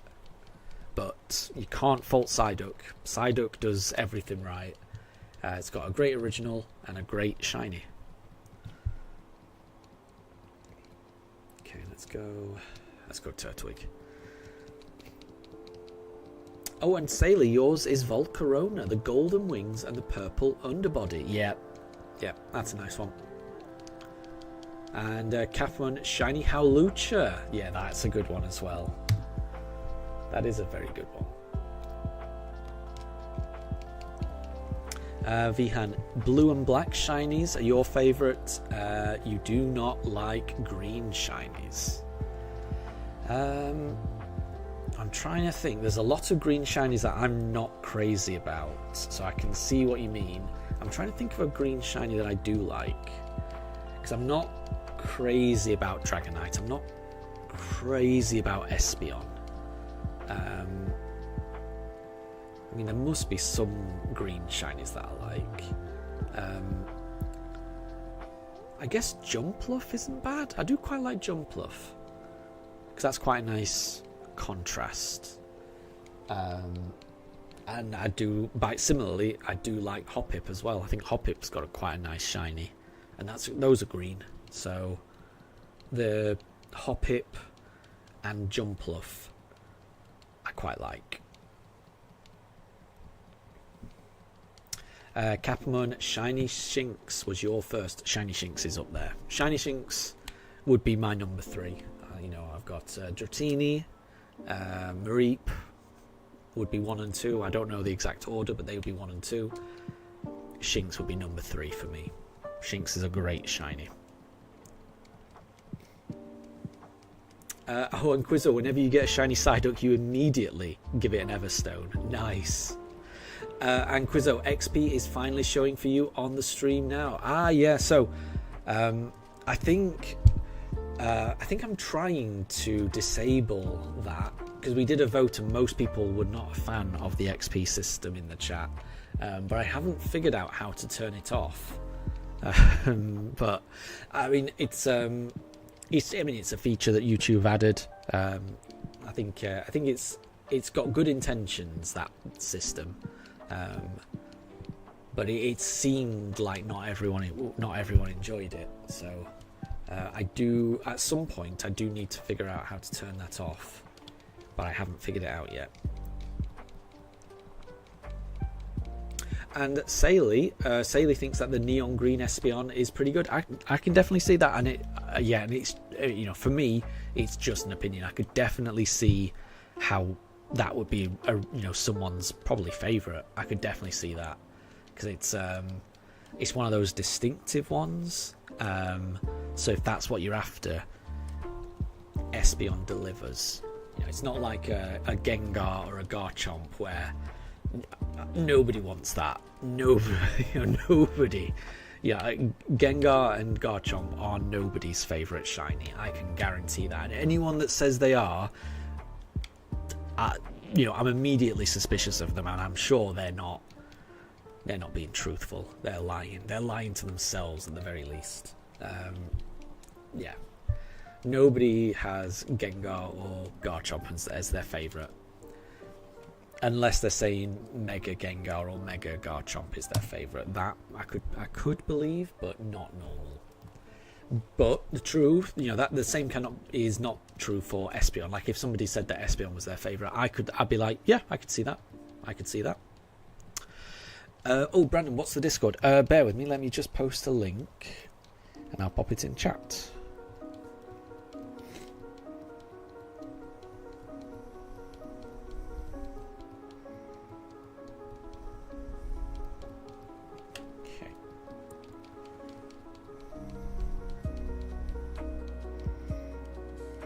Let me pop it in chat now. Bear with me. There we go. Right, I've just popped in chat. Capmon, Mega Gengar, on the other hand, exactly. Yes. Completely agree. Mega Gengar corrects all of the previous wrongs that Shiny Gengar committed. So I agree. And Sailor, you think they should actually change Gengar's shiny in Generation 10 and just make it white? I don't disagree, because it's not like they can't do that. Because apparently they did that with Charizard. Charizard was not always black. Charizard used to be purple, from what I've heard and from what I've seen online. But they wanted Charizard's shiny to look more black, because I guess they used Charizard as a second mascot, and they like using it in marketing and things like that. And they changed it. They changed it to black, and that was a design choice, and they changed it. So they could absolutely do it for the shinies that turned out awful, like Garchomp and like Gengar. Those are the big ones. So I completely agree. I think they should. I would be very happy if they did that in Generation 10. And Quizzo, yes, the good thing about Gengar and Garchomp Shiny is that when they got Megas, they corrected their mistakes. Exactly. I completely agree.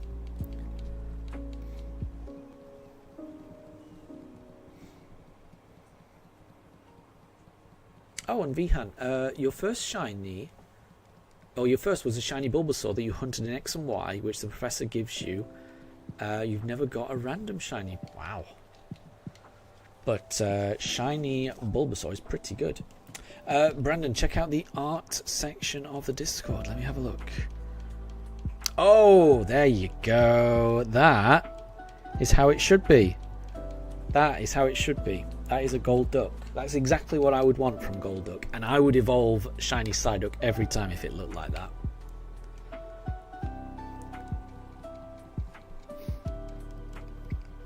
And Mega Gengar says, now it lives up to its name. Exactly. I'm just reading Mega Gengar's post from the Discord. I completely agree. Completely agree. That is a gold duck. Right. Oh, I wasn't paying attention. Let me have a look at the Piplup. No. Show me the Piplup. No. That's not shiny. It's not shiny. Okay. Quizzo, so Charizard was purple, but the change felt natural as it was a tonal transition rather than a completely different colour. See, I'm okay with it not feeling natural. I'm okay with it not being natural if it corrects what I think is a crime, and that is Gengar's shiny. And I think Garchomp shiny is also a crime. So I'm okay with it not being natural. I just think it's a mistake. Yeah, I mean, crime is going too far, but I think it's a mistake, honestly. I don't believe that was intentional. I don't believe that someone intentionally made the conscious decision saying, this is what I think Gengar's shiny should look like. And I think the same is true of the Garchomp. I think their shinies, and I might be wrong, but I'm pretty sure it's just the consequence of colour swapping to do with the numbers assigned to different gradients and just inversing or something like that. So I don't think it's a deliberate artistic choice, and because of that, I think if somebody involved in creative decisions in Pokemon wanted to make a creative choice to go in a different direction, personally, I wouldn't have a problem with it. But I'm just one person. And I'm sure there are people who have like a nostalgic attachment to those shinies and probably want it to stay the same, and I definitely respect that. I don't feel that way. I think if something needs changing, I'm okay with change. Capamon, you dare someone to hunt shiny Minior? That sounds very tricky. I once shiny hunted shiny Basculin in Scarlet and Violet as part of me doing the whole shiny live index in Scarlet and Violet. Shiny Basculin white stripe version, I could not find that in any online raid, so I had to hunt that myself, and that was excruciating because Basculin, I couldn't tell the difference between normal Basculin and shiny Basculin, so I had to knock out everything. And I imagine that's pretty much what a Minior hunt would be like, knocking out anything just in case it's shiny. And it sounds exhausting, because I was definitely exhausted doing shiny Basculin. We'll do chit chat. Quizzo, you hate Minior in Scarlet and Violet because it's so stressful seeing one and having to check. Yeah, I can imagine. Yeah, I wasn't a big fan of Basculin, so I can imagine a Minior being just as awful.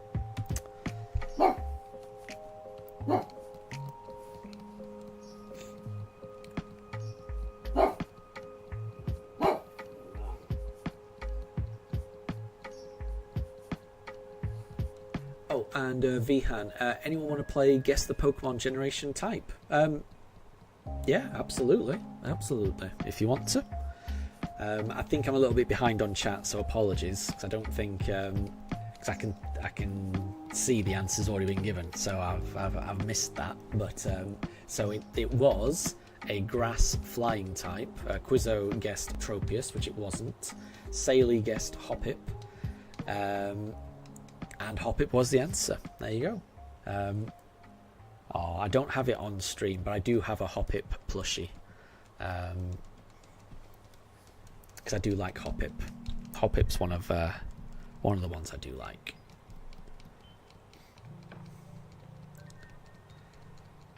Catherine, does Shiny Ditto turn into other shiny Pokemon? Saley says no. I'm not sure what you mean. So, I kind of think it does.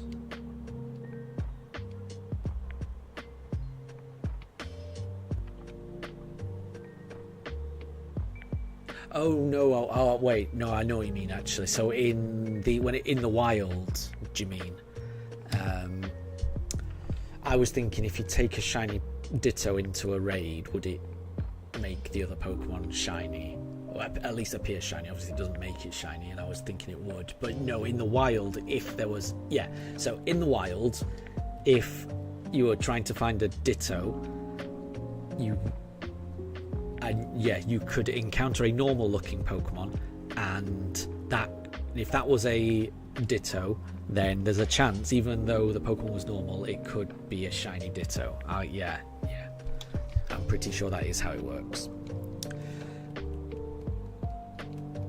Oh no, Hiso, welcome back. How many more do we have? So we're going to do up to 6,450, so we have another 29 encounters.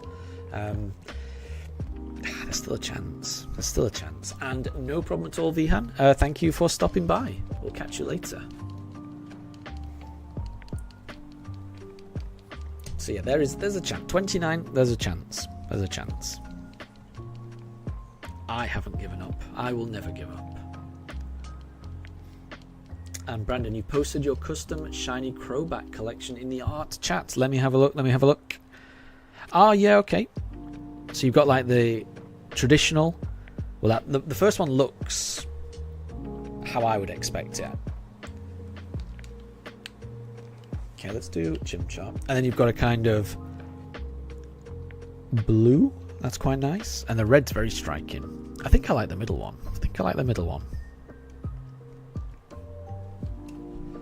Okay. Nope. So we got 28 more goes. Oh, have I got to watch any more of the anime? Yeah, I watched. So, I started watching an episode called Hour of the Houndour, where I only managed to watch half of it, and it started off with Houndour stealing Ash's rucksack, because Ash had left a loaf of bread in his rucksack, so Houndour stole it, and then a wild Houndour stole it, and then it cut to Nurse Joy and Chansey, who'd just gone shopping, and Houndour sneaking and stealing a roll of ham from Office. No, wait, sorry. Team Rocket stealing the pack of ham, and then Houndour stealing it from Team Rocket. But I didn't manage to watch much else after that, because then a whole pack of Houndour appeared, and Daruk did not like seeing so many dog-shaped Pokemon on the TV at once and started barking, so I had to turn it off. So I'm not sure I'm ever going to get to see the conclusion of that episode, because I then moved on to the next episode, where I think Ash and Misty both encountered a Totodile, and they were battling over who would get to catch the Totodile, and I think Ash won. So I think Ash has got a new Totodile, although I will say I kind of fell asleep at the end of that episode, So I can't... I'm assuming that Ash ended up with Totodile. I may have to watch the last part of that episode. But yeah, I was watching anime right up until I fell asleep. And then my wife poked me and said, you know, you're fast asleep and the TV's on, turn it off. So I had to turn it off. I apologise. Quizzo, you've got a Who's That Pokemon, and this Who's That Pokemon is a dark flying type. Capmon says Murkrow, which would have been my first guess as well, but it's not Murkrow.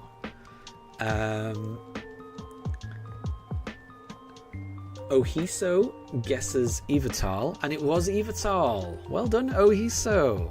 Well done. Good guess. Good guess. Right, let's go Piplup. We've got 27 more encounters, and welcome back, Deb. Welcome back. We've got 27 more encounters for tonight's stream. I'm hoping we get it. It'd be amazing to finally get it. We've got to get it at some point. It's not that encounter, but could it be the next one? We'll have to see.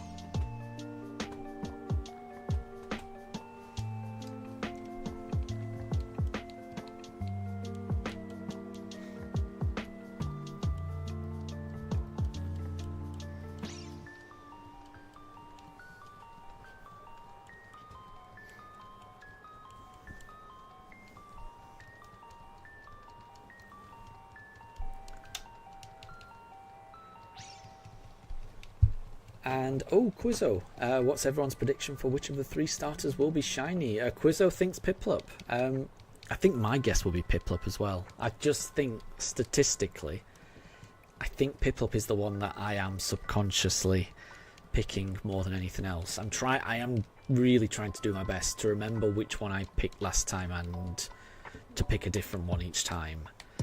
But I do think I fail, and I think if I'm ever not sure which one to pick, I do tend to default to Piplup. So when in doubt, I do go for Piplup. But that is not right. So we've got 25 more encounters. Ohiso thinks that Turtwig has the best shiny of the 3. So Ohiso thinks Turtwig. Oh, and Saily thinks that Miraidon has the better form, but Koraidon has a better battle form. I must say, I am definitely a Koraidon person.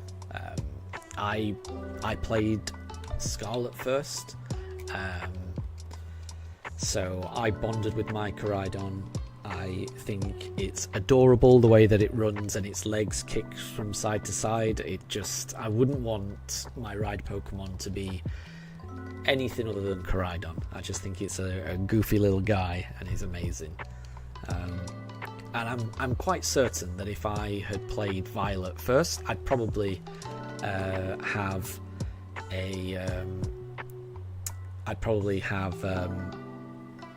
a preference for Miraidon if I played that first. I'm fairly certain that'd be the case, but because I played Scarlet, it's always going to be Koraidon, definitely.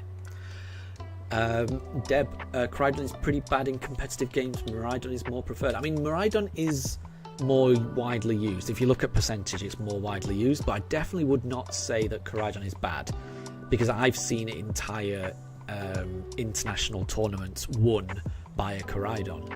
I might be wrong, but I think the team that won the EUIC this season, piloted by Wolf Glick, didn't that have a Koraidon as its one legendary? I might be wrong, but so I would definitely not describe it as bad. But I will agree that Miraidon gets used more. But I mean, that's just the way that it's, Pokemon no Pokemon is bad. There's always going to be a different use for a particular Pokemon. And especially when a lot of people are using one type of Pokemon, then that can kind of, you know, distort the meta, where if you know that a lot of people are going to use one particular type of Pokemon, then that can make and create opportunities to use Pokemon that perhaps wouldn't be viable in a completely different environment. But yeah. Oh, and Calamari, welcome to stream, good to see you. You're just stopping by to send some shiny luck. Thank you very much. I need all the shiny luck I can get. And your guess is 6,451. Well, we're not going to get to that this stream, but I'll be very happy with that, because that would mean we get it at the start of next stream. So I would be happy with that. And Tempest, good to see you. I hope you're doing well. And Tempest agrees and says both Rhydons are very good in VGC. Yeah. Koraidon is considered better than Groudon overall. Yeah. You do tend to see Koraidon more often than Groudon. I agree. Let's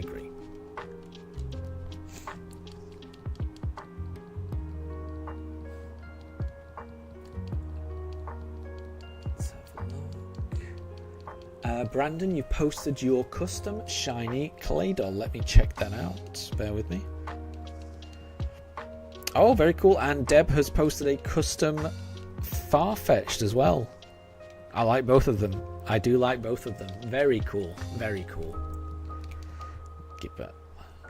I do like both of those. Very cool. Oh, and Tempest is in lurker mode. No problem at all. I'm exactly the same. Whenever I watch other streamers, I tend to lurk as well. So never have to apologise for that, because I'm exactly the same. You know, sometimes it's just nice just to watch and lurk. Lurk sounds really dodgy, but it's just nice just to watch sometimes. I find in general I'm more of a listener than a talker, so I get it definitely. And so your prediction is another shiny Starly first. Quite possibly. We've already had 2. Part of me thinks that 3 is a more rounded number. So a part of me wouldn't be upset if we found a 3rd. You know, just because we get a shiny Starly doesn't mean that, you know, the shiny starter's going to take any longer. I would be okay with us getting a shiny Starly. I think it's funny. So we'll see. We shall see.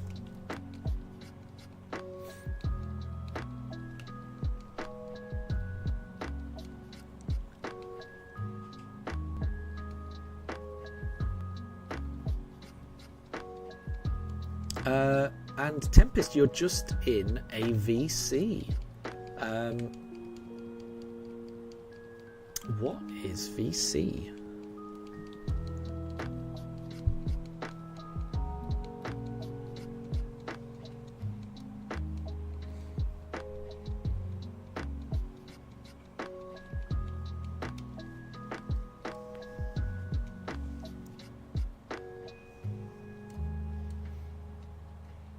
And there are a lot of people here, actually. So Deb and Wolf are here as well. Yeah, so everyone is still here. There's a lot of people in chat, I will say. Oh, VC is voice chat. Thank you. Thank you. But just because we were briefly talking about VGC, I was just trying to figure out if it was something similar to VGC. But VC is voice chat. Gotcha. That makes sense. That makes perfect sense.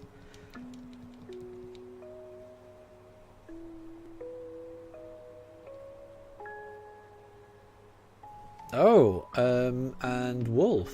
I'm just reading that. Bear with me, because that sounds serious. You've had a conversation with your mum.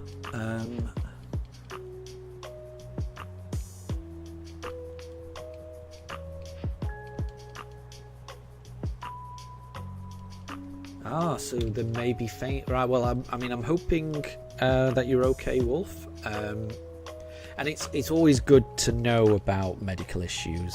It's always good to get a good understanding of how your body works and how to manage and things like that. Because everyone is different, and it's good to have that knowledge to work around. So if it's something that you were not aware of, hopefully doctors can help and sort that out and help you manage that going forward.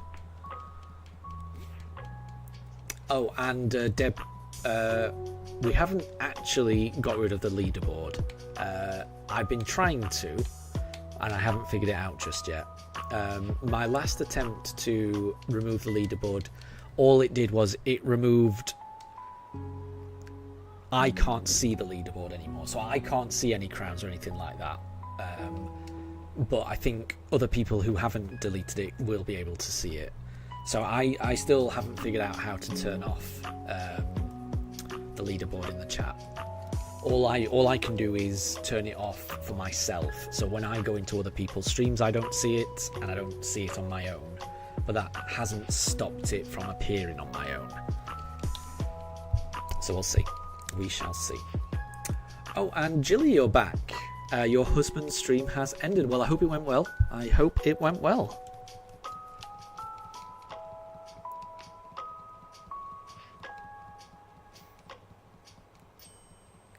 And Tempest, yeah, it should already be gone. It should already be gone. We did do a vote and we agreed we'd get rid of it. But I should have, yeah, that was dependent on me being technologically savvy enough to figure out how to turn it off. I did look it up, and yeah, as far as I can tell, I've not been successful in getting rid of it. I've definitely I can't see it anymore, and I thought that meant I'd got rid of it, but it doesn't seem that's the case. So I am still working on it. I know that we have done a vote, so I know that is what will happen. I just need to actually get around to doing it, because I'm certain there must be a way of doing it.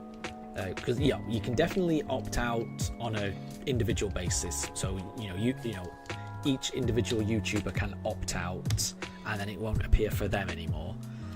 But it feels like the person doing the stream should be able to have some control over it. I haven't quite figured it out. Oh, and Wolf, it's a temporary thing that happens, and one of the triggers is when you stand for too long or get up too fast. That makes a lot of sense, and that's exactly the type of thing that it's good to know. So getting a good understanding of what might trigger things like that, then once you know that, then you can, work around that. So it's good to get understandings like that.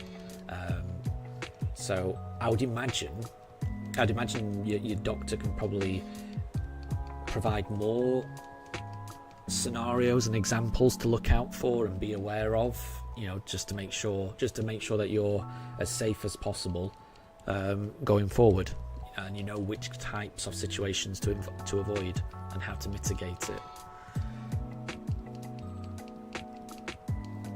And Wolf, apparently it's quite common, and a lot of people do have it, which makes sense. That does make sense. I mean, I would imagine standing up quickly, it would cause, the blood flow to your brain to be altered a little bit. I think I've experienced a little bit of lightheadedness, when I, stand up suddenly. Nothing quite like fainting, but definitely a little lightheadedness. I think I could imagine it being... I could imagine that being a trigger, definitely. That makes sense. And I could imagine it being something that would just be quite normal. Probably affects a lot of people. It does make sense.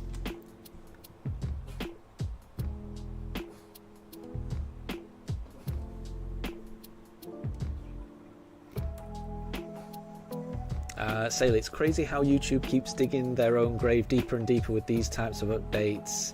They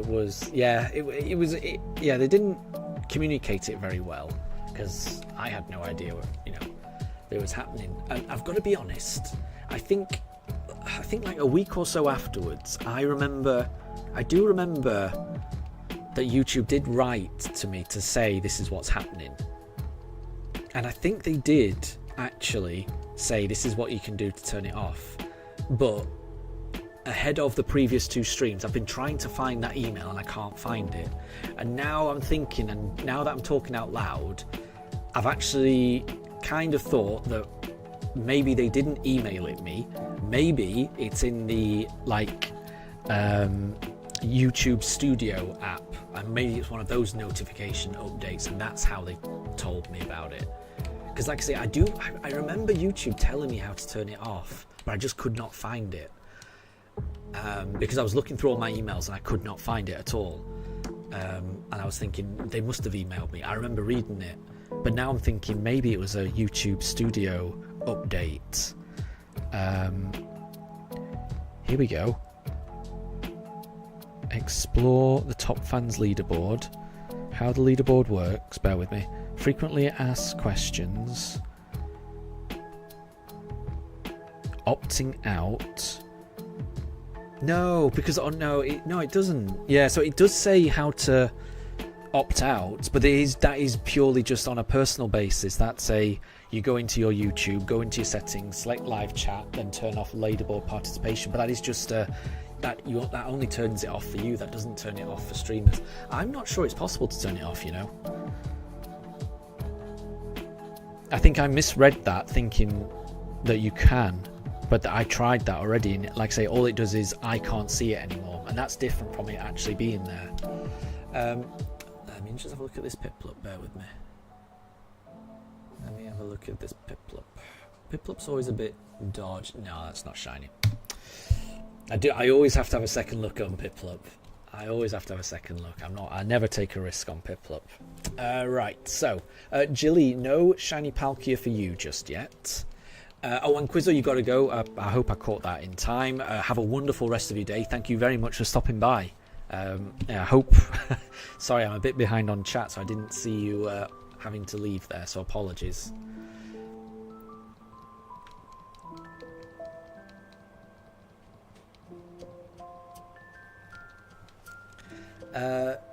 On the live chat, no. So I can. No, on the 3 dots next to it, I can't turn it off. I can turn on and off reactions. I can turn on or off timestamps, and I can turn on or off moderation activity, but I don't have any. I can't turn it off. I definitely can't turn it off midstream. I would have thought there must be a way of turning it off before, but like I say, everything I've done, all it does is it turns it off for me. It doesn't turn it off for everyone. So it might not be possible, you know. That if anyone does, so I would say if anyone does find out how to turn it off, just post it in the Discord, link on how to do it, and I will follow it. But failing that, yeah, I have now found when YouTube informed me of this, which was like a week after it had happened. And I remember reading it at the time, and like I say, there's a section that says opting out, and I honestly thought that meant opting out as in opting my stream out of it. But that's not what it means. It just means a way for viewers to opt out, not streamers to opt out. Which seems odd. Right.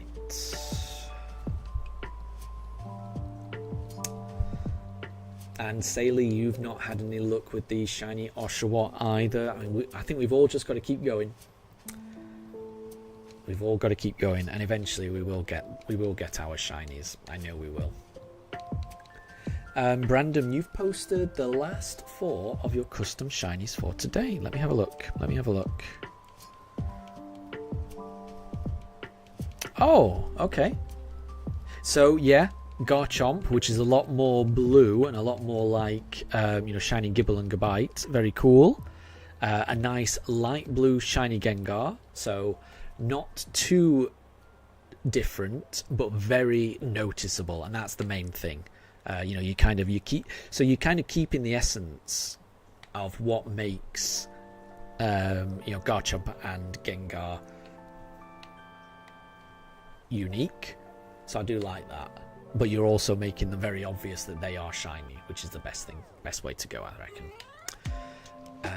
Let's go for a Piplup. Fingers crossed. Ohiso, 15 to go. Sending positive vibes. Thank you. I do appreciate that. Well, not that one. Deb, you want the last 4 to be Piplup. 4 is a lot. I'll do the last 3 as a Piplup. 4's a lot. Because I do want to keep it somewhat random.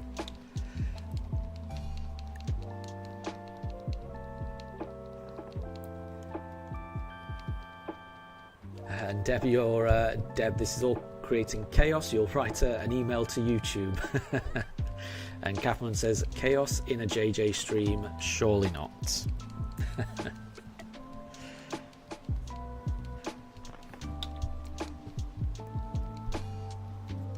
And Saley, now that you think of it, Piplup and Oshawott have the same general body shape. They are, yeah, I can see that. They're both, cold water. Well, I always think that Oshawott and Piplup live in cold water. When I think of otters, I think, in cold water. Piplup obviously in cold water. So I think they are quite similar, honest.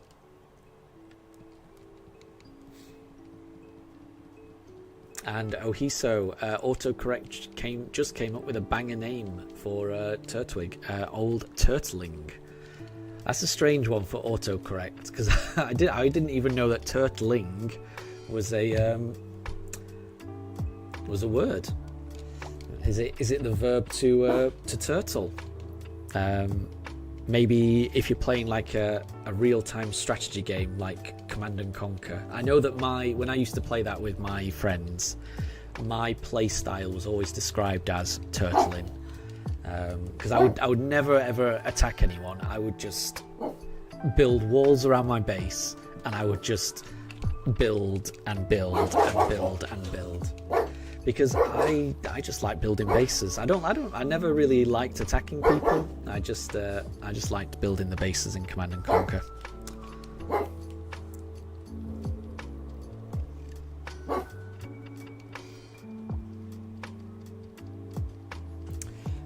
Apologies for Daruk's barks there. I don't know what he heard, but obviously he does. So the concept of a turtle withdrawing into its shell for protection. Exactly. Yep, that describes my playstyle when I play Command and Conquer. Withdrawing into my shell. Yeah, I like to get my walls up around my base, and then I just build. And I'll just try and make the base as nice looking as possible. So I'll put scary defenses around the edge so it looks really threatening, and then on the inside I just make it all nice, and I have it all in like. If I can build roads, I'll try and build roads to make it all look nice, and usually my friends would just make fun of me. I'd usually be around till the late game, but I would be so easy to beat. But I will always have the nicest looking base in any game, and to me that's the real victory. I don't care who wins in a game, as long as my base looks nice. Right up until it gets utterly destroyed.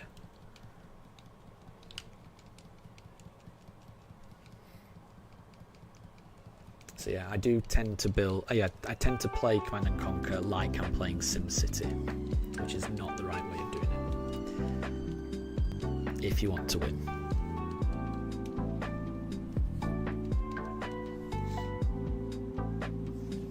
Daruk, get off her. He can be a little rough with her sometimes.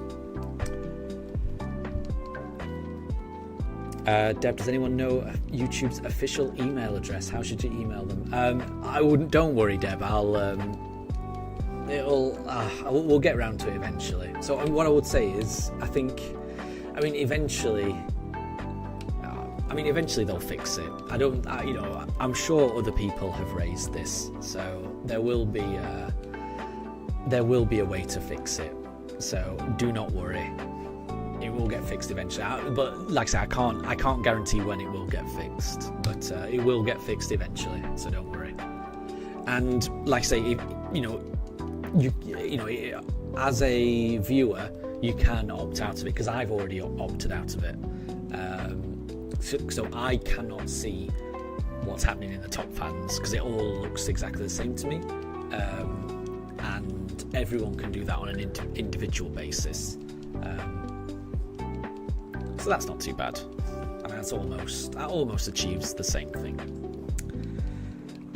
Captain, you like Ark Survival Evolved? I don't know that one, but it sounds similar. That sounds similar to Command and Conquer, unless I'm wrong.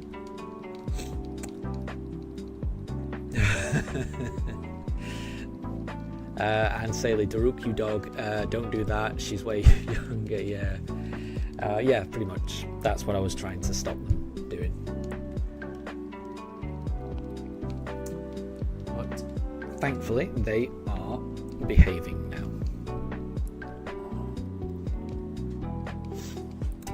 And Capman, men down are crazy out there. There you go.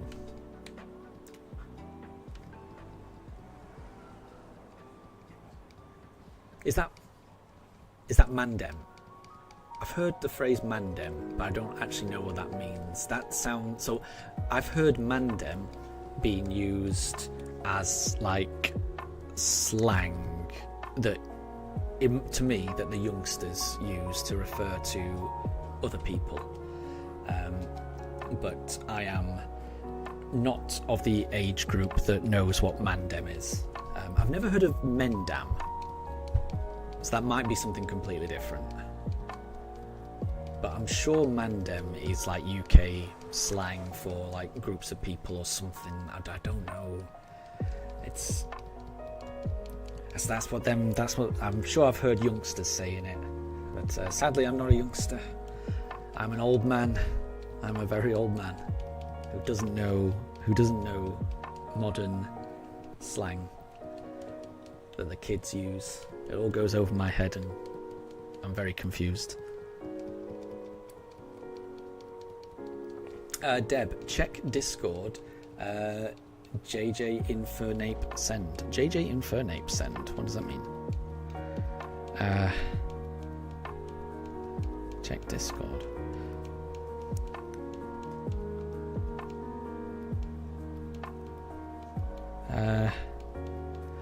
I'm not sure. Let's have a look. Let's go with. And Ohiso says it's a gang kinda. So it's kinda like a gang.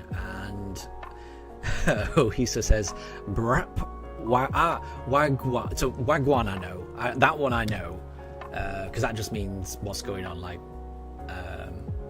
because that sounds like that sounds like you're squishing together what's going on. Wagwan, what's going on? I get that. I get Wagwan. That one I've heard of, and that one makes sense. Mandem in the block. That one I don't know too much about. Berber and Skirt. Okay, that just goes over my head. I've no idea what that is. But Wagwan, I've heard that before. That one makes sense to me because I can, out by context, I can get that. I understand that.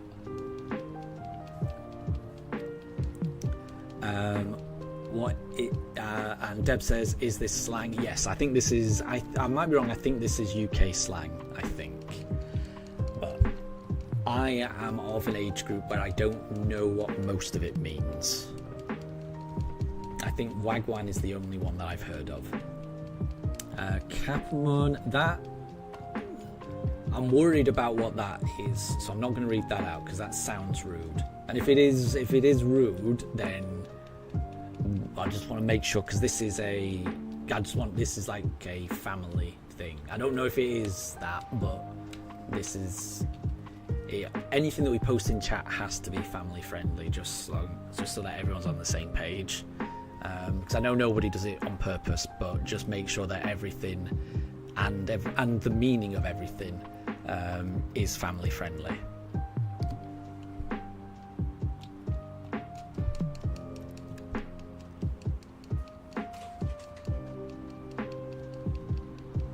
Because that is important. Everything needs to be respectful, and everything needs to be family friendly in the chat. Okay. So what I'll do, Captain, is I'm just gonna remove that, if that's okay. I'll just go remove, just so that everything's okay and no worries.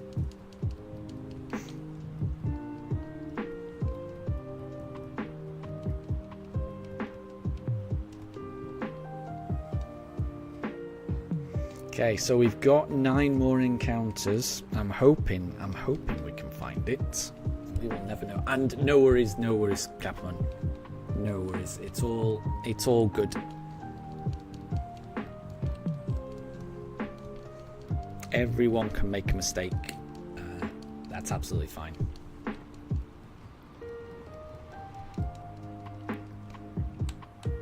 So, I can't. Right, we'll do Piplup. And then I'm going to try and pay attention now. So, Piplup on this one.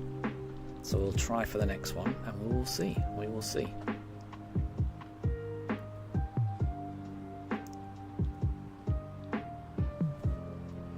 Nope.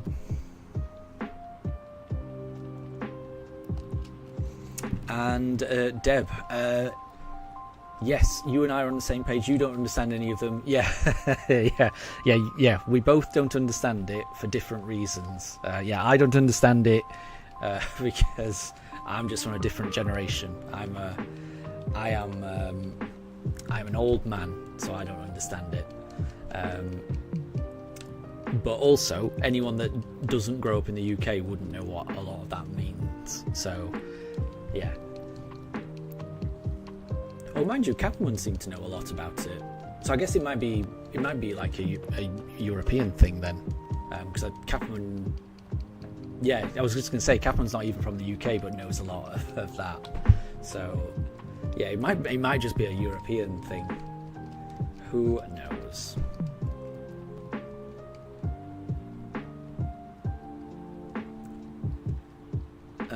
So surely people here know of bogies and mucky muck muck. I mean, I don't. So, I know about bogies. My knowledge of that wasn't that a game that Dick and Dom, some children's TV presenters used to play, where they would go into a library and each one would say that word as quiet as possible, and then the next person would have to say it, but they had to say it a little bit louder. So then they would say, they would progressively get louder and louder and louder until it got really embarrassing, saying it in like a library or somewhere where you really shouldn't say a silly word like that. But I don't know what mucky muck muck is. That one I don't know.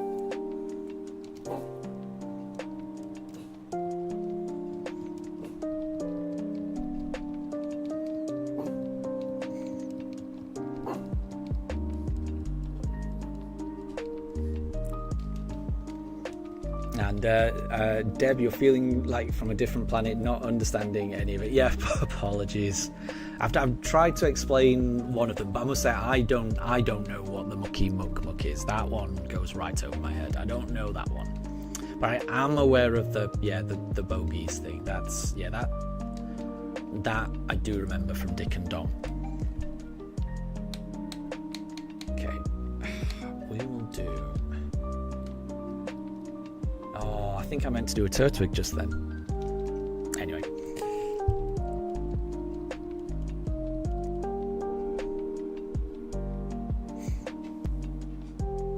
No, it's not a Chimchar. Right, we've got 6 more. So I'm going to do a Turtwig next, because I'm pretty sure I should have done a Turtwig just then. So I'll do a Turtwig and then I'll go back to Piplup. And we will see. Ohiso says, British kids TV and everywhere else, it was totally different in the 2000s. I mean, I don't know. This is the thing. I mean, maybe it's just as silly and ridiculous nowadays, but, you know, as you grow up, you watch less kids TV. I mean, yeah, when I was growing up, kids TV was pretty out there and extreme. I could talk about it, but the problem is the kids TV that I remember, it would be from the early 90s, and that would be before most people would be born. So it wouldn't make a lot of sense. But I mean, I think it just depends on the era that you grew up. I think whatever era you grow up, you will have fond memories of the kids' TV that you grew up with. Because I would imagine there's a big variety of kids' TV, and you'll always gravitate to the stuff that kind of resonates with you and that you find engaging and funny. And I know that was the case with the kids' TV that I watched.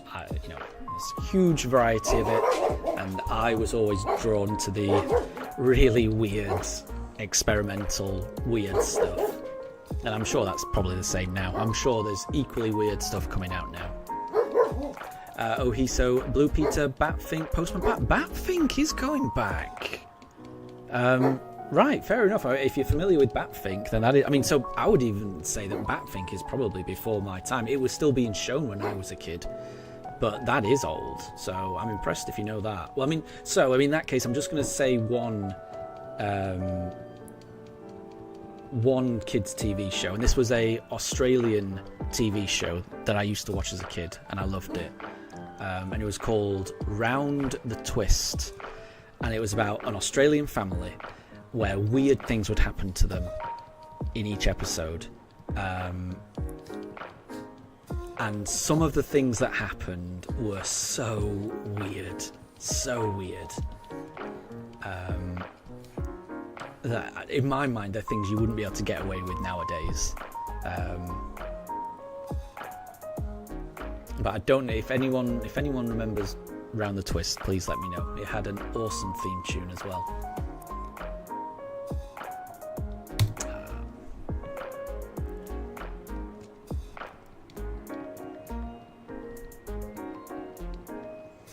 Oh, and James, you were today years old when you learned that Jennifer Aniston is 56 years old.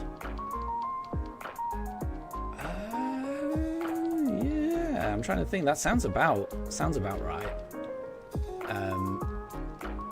I can definitely believe that. And for those unaware, she played Rachel in Friends. She did. She definitely did. That's what I would know her from. And I'm just trying to think how old I was when Friends first came out, and yeah, I can imagine her being about that age. That sounds about right. That definitely sounds about right. In fact, I kind of would have thought she would have been a little bit older than that. So in my mind, she must have been...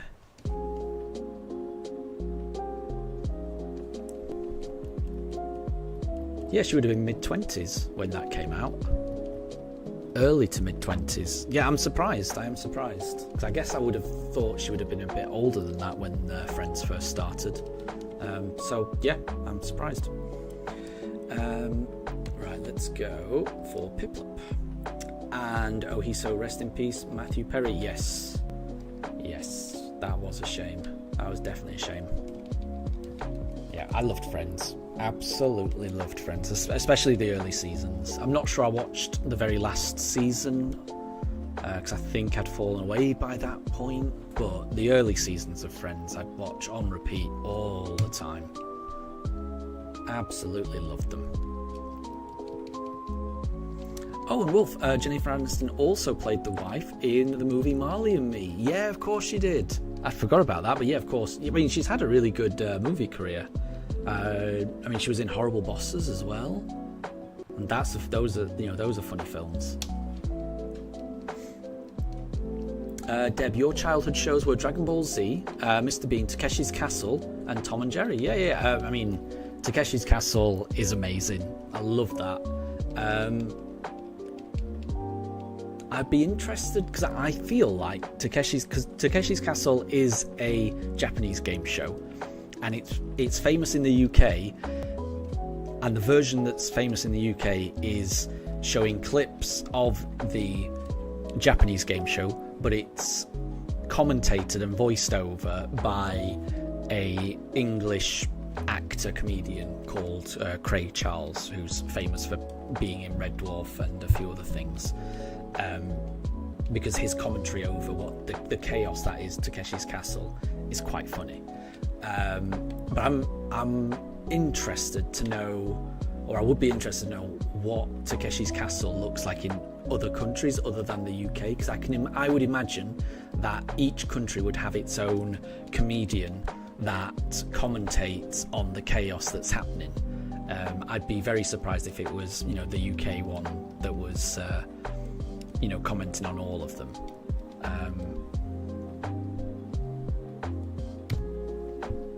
But in the UK one, it's the voiceover is done by someone called Craig Charles, who I'm a big fan of, because I'm a big fan of Red Dwarf.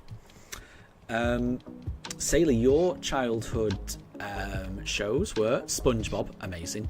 Power Rangers, I enjoyed that when it first came out. Dinosaurs, and Bob the Builder. So I do know Bob the Builder. I've never seen an episode, but I am aware of it. When you say dinosaurs, there was in the UK, there was a show called Dinosaurs, but it was an American show that was done by, I think it was done by the Jim Henson Company, and it was like a real life, Flintstones, where the whole family are different dinosaurs, but they were all like, puppets. And is that the show you're thinking of? And there was like a baby, and the dad was a dinosaur. It's a family of dinosaurs, but they're it's all done in a kind of Jim Henson Muppets kind of way, or because I do appreciate that Dinosaurs is quite a generic name, and there's probably more than one show called Dinosaurs. I'm just wondering if that is the same one you're thinking of. James and Wolf both agree that Jennifer Aniston looks great for her age. I would completely agree. I always worry about some actresses aging and some actresses feeling that they need to constantly have cosmetic procedures to look young. I mean, aging is a part of life. People age, and how they look, it shouldn't matter one bit. But I will say that Jennifer Aniston looks amazing. But I would also say how people look. I just feel that people should be allowed to age. I don't like the pressure that people should look flawless. Should always look the way that, because it's just, aging is just, it's just part of life. People should always just accept that people are never going to stay the same. We're all forever changing. What have we got? I'm a bit behind on chat, so apologies. So your first binge watchers as a kid were Looney Tunes, Yu-Gi-Oh! When you got a bit older. Very good. And Jungle Run. James, you remember Legends of the Hidden Temple? I see these ones are going over my head. Catman like Ben 10. So a lot of these I haven't seen. I think I've heard of, but I don't think I've seen. This is The Last Encounter. That's gone really fast. So I'm about to pick a Piplup for the final encounter of the stream. So this is going to be encounter 6,450. Wow. And Deb says, fun fact, more people have been to the moon than the number of people who have won Takeshi's Castle. That is crazy, isn't it? I do remember, the whole point of the show was to go through all those crazy, impossible things. then there'd be that final dodgem thing where they'd have to storm the castle, and everyone was in dodgems, and they'd try to fire water guns through the little shields that they had, paper shields, and they had to I remember it. And I do remember that nobody ever won. So yeah, that sounds believable. Saley remembers a show called Dino Dan, and Wolf remembers that as well. There you go. So it seems like there's a lot of common shows. It seems like there's a lot of common threads in terms of the way that people were brought up, which is kind of cool. I like that. Right, I am going to select this Piplup. So before I do, I just want to thank everyone for stopping by and saying hey during the stream, and for all of the best wishes and luck that you've all given. I really do appreciate it. I will not be streaming tomorrow. I've got to take my car in for its MOT, its annual checkup, and I've got a whole load of errands that I need to do. But I will be streaming on Sunday, so I'll try and schedule that at some point tomorrow so people know when the next stream is, but it will be on Sunday. It won't be tomorrow. But yeah, I hope everyone has a wonderful rest of the day, and let's see if this Piplup could be shiny. If this is shiny, then I'm going to go on for a little bit longer. Daruk is excited. He can't wait. Let's see. So Scooby-Dooby-Doo, the good ones pre-2010. I used to watch Scooby-Doo, definitely. Deb, you used to... Oh wait, that is not shiny. Sorry guys. That wasn't shiny. Well, maybe next time. Thomas the Tank Engine, exactly. Wolf, fun fact, in the kids show about a boy who sees dinosaurs where everyone else doesn't. That's Dino Dan, and Dan has a pug named Doug. I like that. I think I follow an account on TikTok called Doug the Pug, and it's a very cute looking pug.